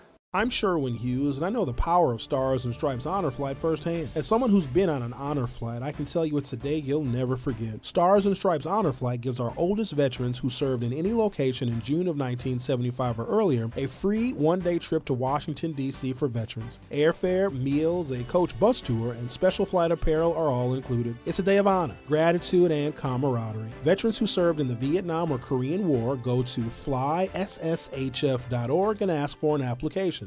I love the exercise classes here at the Senior Center. Me too. I'm trying to eat healthier too, but it's expensive these days. I know, and that's why I use benefitscheckup.org. I learned I can get help paying for groceries. Benefitscheckup.org? Yes, benefitscheckup.org is a free service from the National Council on Aging. For free? I'm going to benefitscheckup.org today.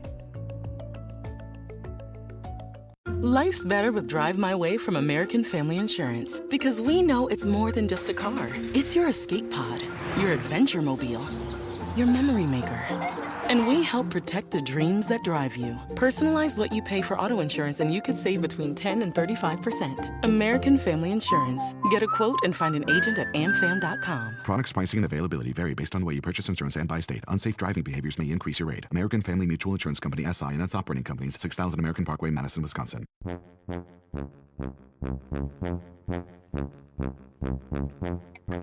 What up, y'all? Welcome back to The Truth 101.7 FM. You are locked in with your boy Ray Nitty and my co-host maybe Shannon, and we are live in studio with the trustee board and the host of The Grapevine, who will be in this slot starting tomorrow, if I'm not mistaken. We back here. And we have Alderwoman Cogs on the line as well. So real quick, right? I don't want to create a space where people feel like their concerns or questions are neglected or not being heard, because we value every caller. We value every concern that you all share and questions that you may raise. And while we do have Alderwoman Cogs on the line, I would like to at least give her, if she would like, the opportunity to respond to that environmental question, because I know me and Alderwoman Cogs have had tons of environmental questions and have been thinking through some of those things. But I just wanted to give you an opportunity if you would like to respond to that caller, because we just want to make sure people feel like they are a part of the family that we're growing here. Yeah, definitely. I agree that elected officials have to be held accountable.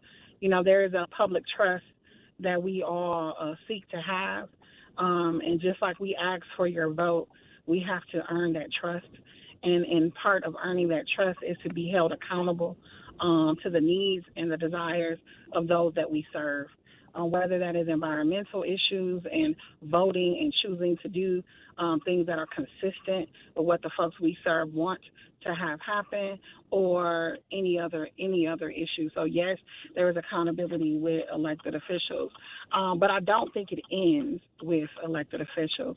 I think developers and owners and a whole bunch of folks, depending on which environmental issue we're talking about, also have to be taken to task and held accountable as well. It's funny he brought up data centers. Right now I'm struggling with the understanding that my alma mater, HBCU, Fisk University, has just publicly announced that they will be building a $400 million, dollar data center right on the campus. And it's funny thinking of all the environmental issues that people associate with that and what impact that may have on the future students at that university. So while they herald the great technology and the opportunity of partnership and teaching and all of that, I can't help but to think about, the risk and the negative impacts that we hear too often associated with those as well. And as an elected official, I know that, as different initiatives and developments come forward, we may too be asked to support or not similar types of developments. And I encourage the community to hold us, accountable and let us know your feelings as each of those things comes forward.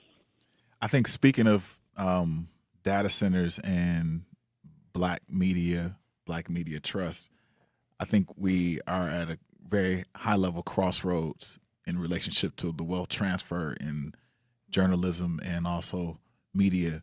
How is black media dealing with this AI wealth transfer intersection? Like how is black media dealing with the, even plagiarism? How are you all? How does that, is that bubbling to the top in some of the conversations? Yes, it is.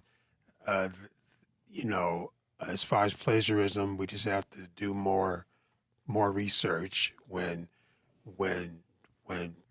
stories come in, and AI is not only affecting black media, it's affecting media as a whole. Media companies, legacy newspapers have to find different revenue streams, because these advertisers can go online, and the online ads are more effective than the print ads because they can track the online activity. So we're in a position of finding new revenue streams. Mm-hmm. That's where we're at now. So I'm gonna put a button on the data center and environmental stuff, because like I said, it is important to me, and we could talk about it a long time.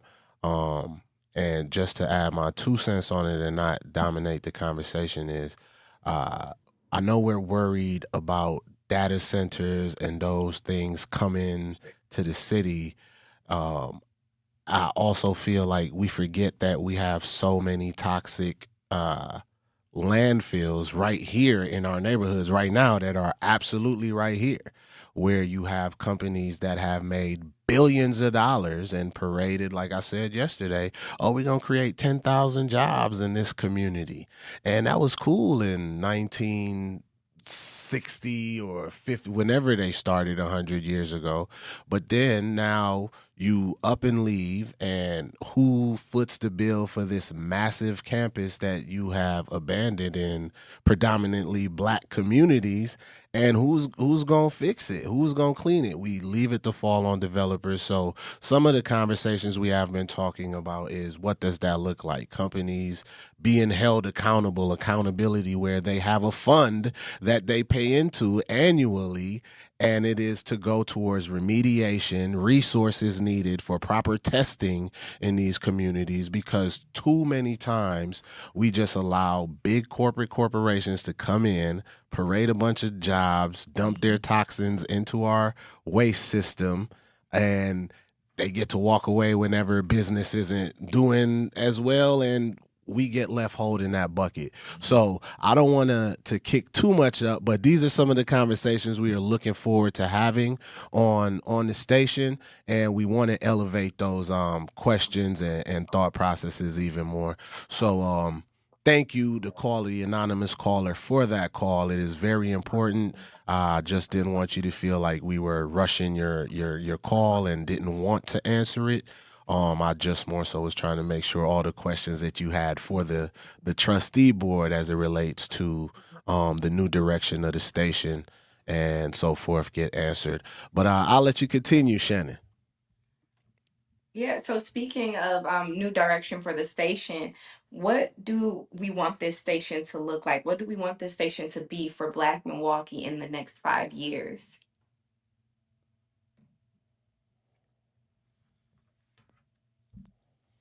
I'm not gonna go as far as 5 years. I'll say just Okay. Oh yeah, that's a long time. Let's just say over the next. Let's just think about a shorter term plan, right? Over the next, let's say 6 to 12 months, right? I think it's just first getting integrated, all three entities becoming integrated, making sure that we all mesh well, that we collaborate, that we're all on the same page in terms of how we want to move forward and what stories we want to tell, making sure that we think about the different platforms that we can tell them on, because we have the newspaper, we have the 2 different radio stations who I do think serve to some degree different populations, right? Different target audiences. And so just thinking about, okay, what is the best content for each, right? I think we have to get there first. And that's a collaborative effort. That's a partnership effort. That's everybody coming to the table and saying, okay, what do we think is best for this medium or versus this medium and versus this medium? So coming together with a plan for that and being strategic about how we move forward in that direction. And then from there, I think it's go time, right? I just think we find our rhythm and we just go, right? And it just flow. That's my idealistic view for the next 6 to 12 months. And also, Milwaukee, the city of Milwaukee, from what I've seen over the years, has a lot of young media talent, a wealth of it that we can collaborate with as well too. Because young people need to be heard just as much as anybody else. Absolutely. Anybody else would like to add on to that? Alderwoman Cox? Yeah, right. Yeah. I think there is no limit to what is possible and what we will see over the next 5 years from NBM and all of its properties. I think that the common thread through it all, though, will be the upliftment of authentic voices, perspectives, and stories that are centered on us and centered on our community. And that can come in a whole bunch of different media forms in a million different ways. And I don't even want to begin to limit what's possible. I think it's all possible. But as long as we work hard to remain to be those authentic voices. Thank you, Alderwoman Cox. I think we got to go to break, y'all. We got to go to break real quick. So say that one more time. So we got to pay them bills. We got to pay them bills, y'all. So don't go anywhere. You are tuned in to The Truth 101.7 FM with Ray and Shannon, and we'll be right back. Don't miss one of Milwaukee's favorite summer traditions, the U-Path Ride for Arts, presented by Miller Lite, returns Sunday, May 31st. Ride a fully closed 20-mile course across the Hone Bridge with incredible lakefront views. Kids 12 and under ride free thanks to the Brewers Community Foundation. All in support of Southeastern Wisconsin Performing Arts. 7 a.m. start, finish at U-Path Fest on Summerfest grounds. Register today at upathride.org. That's upathride.org.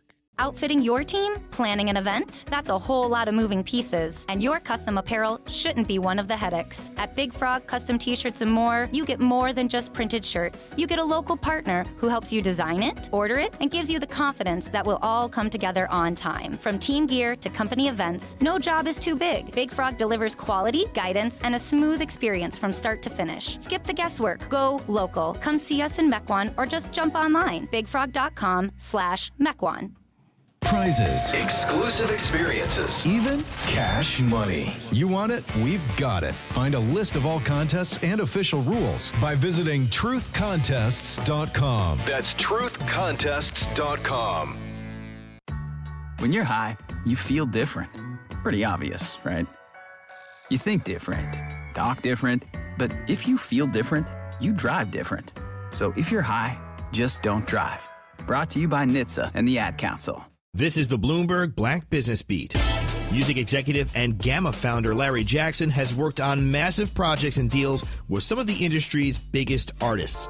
But the tallest order of his career came recently, convincing the industry that Ye, formerly known as Kanye West, is still worth working with. Despite his long list of controversies, Jackson was able to get Apple Music, Spotify, and others to cautiously welcome his new album. And Jackson spoke to Bloomberg about why he was willing to work with Ye to begin with. Ye suffers from bipolar type 1 disorder. I have 3 cousins who suffer from bipolar type 1 disorder. One of them we can't even find right now. That personal connection is a big part of why Jackson was willing to make this risk. When I sat with him and I heard the fact that he was really so deeply regretful, shameful, and sad about the things that he said, and there was self-awareness with respect to that, and then he played with the music, which felt positive. Ye's actions rightfully lost him a lot of fans that he might never get back. Jackson, though, is convinced that the Ye he worked with recently is reformed. I'm Bloomberg's Justin Milliner on the Black Business Beat.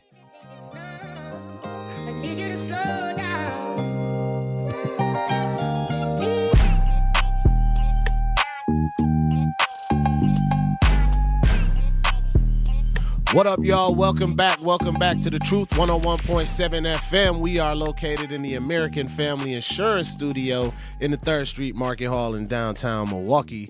We are live with our trustee board and my amazing host, Shannon. How you feeling? Man, I'm feeling great. Feeling great. We got a good conversation going. You got some more questions for the peoples? I'm trying to keep up with the chat and make sure that everybody is good. Truth Nation is good in the chat. You know, we got to take care of everybody around here. Yeah, for sure. Truth Nation is at the top of the list. I had a few questions for Alderwoman Cogs. I can't really see her, but I'm just going to ask the question. I feel like we can hear each other. Gotcha. All right. So outside of MBM, what's on your desk right now? What are we fighting for in your district? What aren't we fighting for? I mean, we're drowning in everything from potholes to, people getting their trash picked up on time. This is like the daily work, right? But we do have some exciting stuff happening. On June 1st, the announcement will be made for which project that has been proposed for the old CYD building on Clark and King Drive, which team gets to move forward with a new development at that location and their reutilization of Victory Over Violence Park. I think that'll be exciting. All of the projects were submitted by, younger African-American developers, the in-development team. So it's going to be really exciting, whoever gets it. But that'll be announced on June 1st. We have the Milwaukee Community Impact Committee has begun deliberations and figuring out the participatory budgeting program that so many in the community fought for, and that as a council we set aside $600,000 so that the community can decide where they want to invest the money in projects and things within the community. So soon folks will see opportunities to propose things for that money to be spent on and to be able to vote on how which projects get supported. So that's just a couple of the things coming through the pipeline. But, it's so many things just every single day. For sure. It sounds like we have a caller on the line. Let's hear from this caller. Go ahead, Teresa. Good afternoon. I just wanted to ask with the trustees, is there any room for community to invest, or how would that work? Like, I've been with Verizon since 2001, and I hated that I never invested in it. So I'm just wondering, how would this venture, how would it work to invest? That's an amazing question. At this time, I am not aware of any investment opportunities, but that does not mean in the future that those would not become available. Okay, thank you. Yeah, absolutely. Here, hold on. Biko has an answer. Okay. We got we Biko don't joining have it us. set up, but you know how people invest in the Packers? And it's like an ownerless share. Yeah. There are trusts and organizations all across the country that do this, and all across the last couple of weeks, people have asked me about this, and so I think at the next trustee meeting, we should think about how to do these non-ownership stocks so that people can help us grow. Got it. All right, y'all hear that? It's coming. We're going to be leaking out some information on how people could invest and so forth. Is there another caller or? Oh, no, that's Alderwoman Cogs on the line. Shannon, what else you got? I apologize. Yeah, no worries. So for Alderwoman Cogs, what do you wish that people knew about what's happening inside of the city government that we don't get to see from the outside?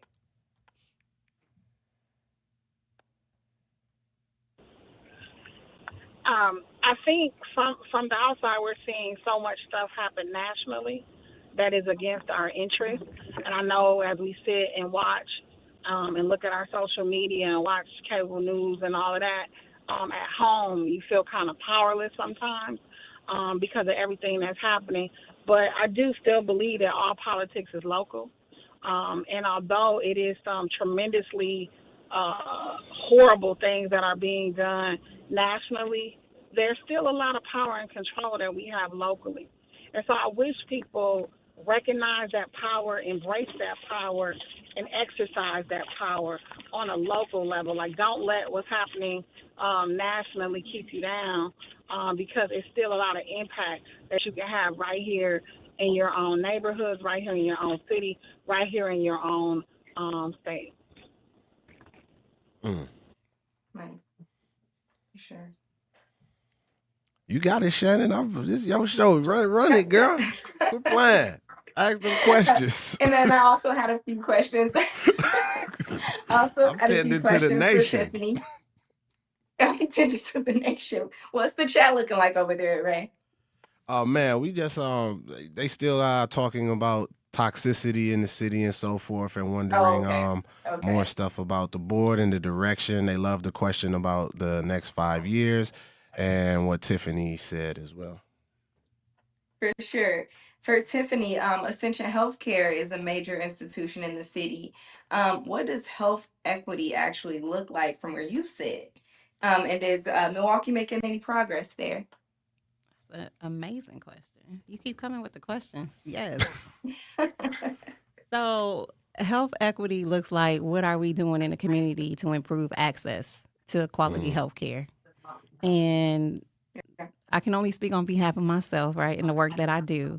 But I do know that for the healthcare system that I work for, we continuously think about ways that we can bring better access into communities that don't have currently access to quality health care. So being in neighborhoods that maybe other systems have abandoned, or, you know, putting up clinics and hospitals and making sure that we have full services and that we're continuing to bring innovation to those facilities that are in urban areas. That's important, right?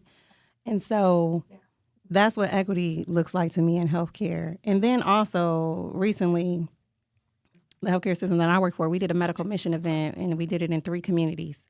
We did it in Milwaukee, Appleton, and Racine. And what that means is that between the hours of 9 to 1 p.m., anybody could come in and get free health care. You didn't have to show an ID. You didn't have to show that you had proof of insurance or any of those things.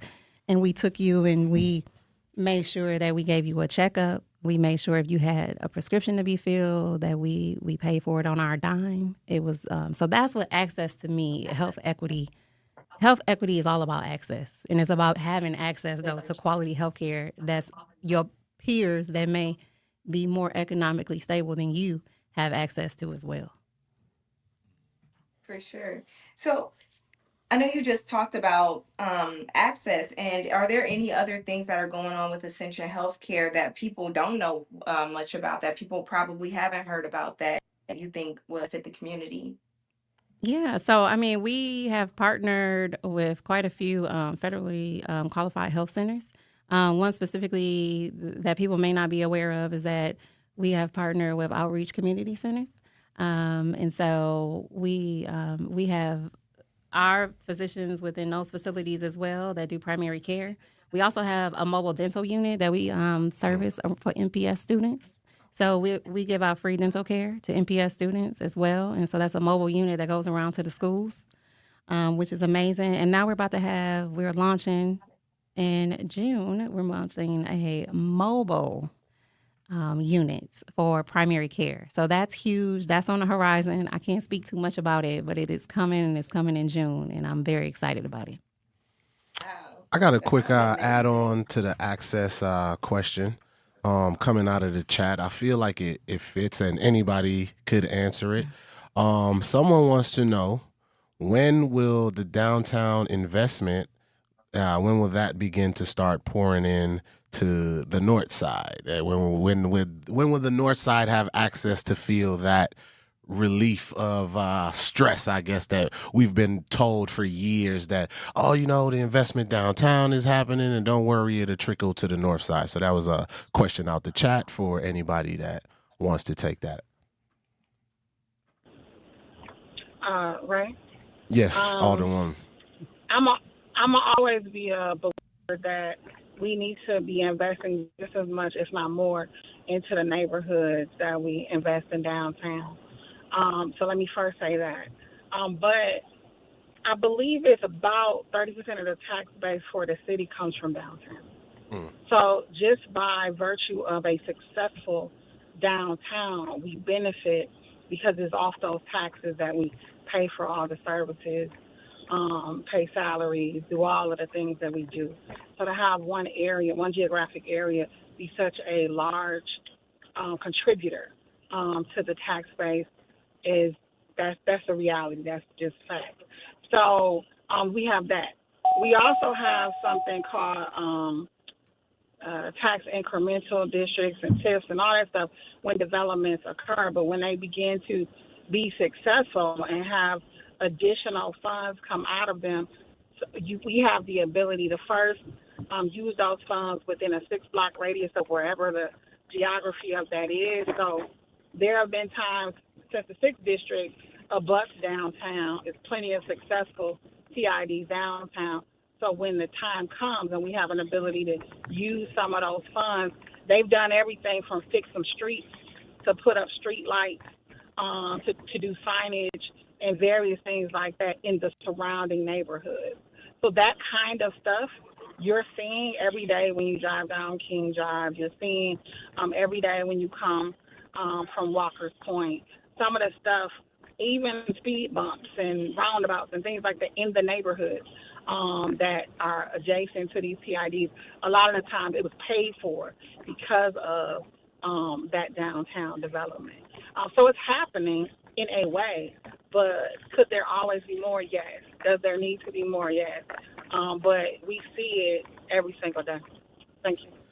Man, thank you for that response, Alderwoman Cogs. We thank everybody for joining us today, and Mawa the Elephant says thank you for taking her question as well from the chat.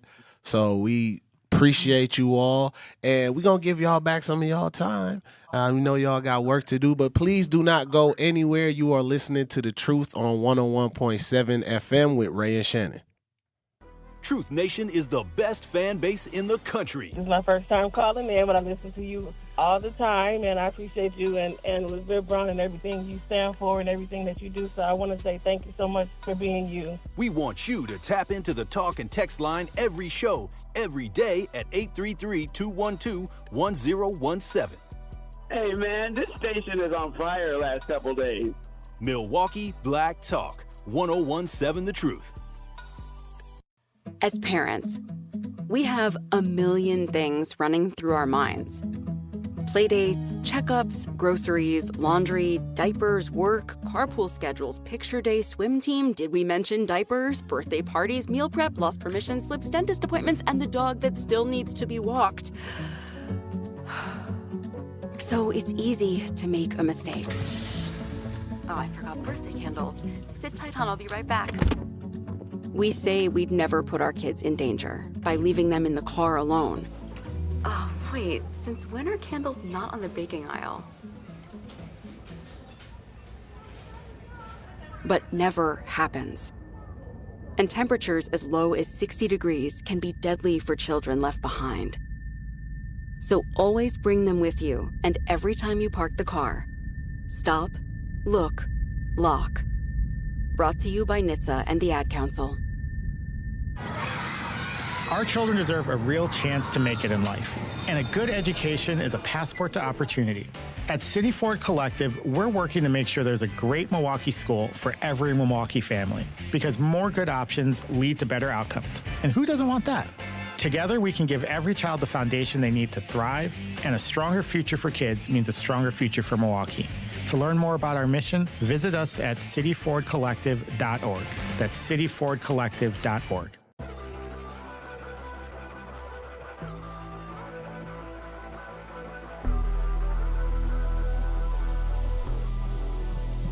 What up, y'all? Welcome back. It is your boy, Ray Nitty, and my amazing host, Shannon, and you are tuned in to the Truth 101.7 FM. We just filling in for Manon Sabir on the Grapevine right now, y'all.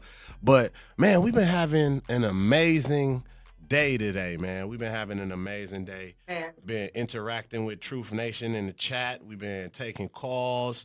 We had a lot of amazing questions from people. Shouts out to Jazzy and Meech coming up next. We're going to take it to the streets for the youth, but yeah, man, it's like I said, it's a lot of conversations we want to have, we want to get into, but we appreciate y'all for the grace that you all are extending to us. We know we not y'all auntie and cousin that y'all was used to. But, we still some cool cousins, though, that y'all can hang out with. We still some of them ones that y'all can hang out with. Trying to get in where we fit and kick it with. But joining us, man, we got Meech and Drees. Shouts out to the homie Drees, man. We got Jazzy and Meech in the studio from the Tap In show, man. Y'all put y'all mics on, talk to the people, man. Right on. They coming on shortly after we are. How you feeling, Shannon? I'm feeling good. We've had a great show today. Some really dope guests per usual. It's been a 2 days full of excitement, So I'm happy. And Manon, I'm gonna have to hear the rest of that story about the Juice Kitchen. Oh man, I got plenty of stories. As soon as you on air, I got to hear about it. I want to hear the full story of the Juice Kitchen. Oh man, yeah. You want to hear the unedited version? I want to hear it all. Look, that's we got to keep it good for radio. But we need a retreat for that. But man, we've been having a good time, y'all. Once again, thank you to the chat for keeping it entertaining, keeping it real, keeping it raw. I just look forward to it. I look forward to us growing with y'all. And we look forward to y'all growing with us as well, because we know change could be difficult for folks, but sometimes change is necessary, and we just never know what we're changing into. But I know it's going to be amazing.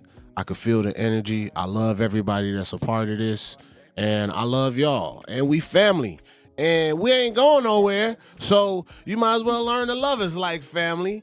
And please stop confusing me with Frank Nitty. I got all my dreads, as I stated earlier. So when you call in, make sure you know it's Ray Nitty. I like her. I want to wife her. But Shannon, you got anything you want to say in these last 60 seconds before we close out? No. I just want to tell the people, make sure you guys keep giving us feedback, because we only learn and grow if you guys let us know where we need to learn and grow at. So continue reaching out, giving us feedback, and shouting us out, showing us love. Look, we learning and growing like y'all learning and growing to love us. So enjoy the rest of y'all day. Enjoy the show that we're about to put on with Jazzy. Tap in. Hey, tap in. Make sure y'all tap in with Jazzy and Meech, man. I love these people. I know they genuine, and I know they intentional about everything that they do and say. So once again, it is your boy Ray Nitty and my amazing host, Shannon, maybe Shannon. We love y'all. Thank you for listening, and we'll see y'all tomorrow on the Truth 101.7 FM. Don't go anywhere. Jazzy is coming up right now. The only one chance where we get, the only one life where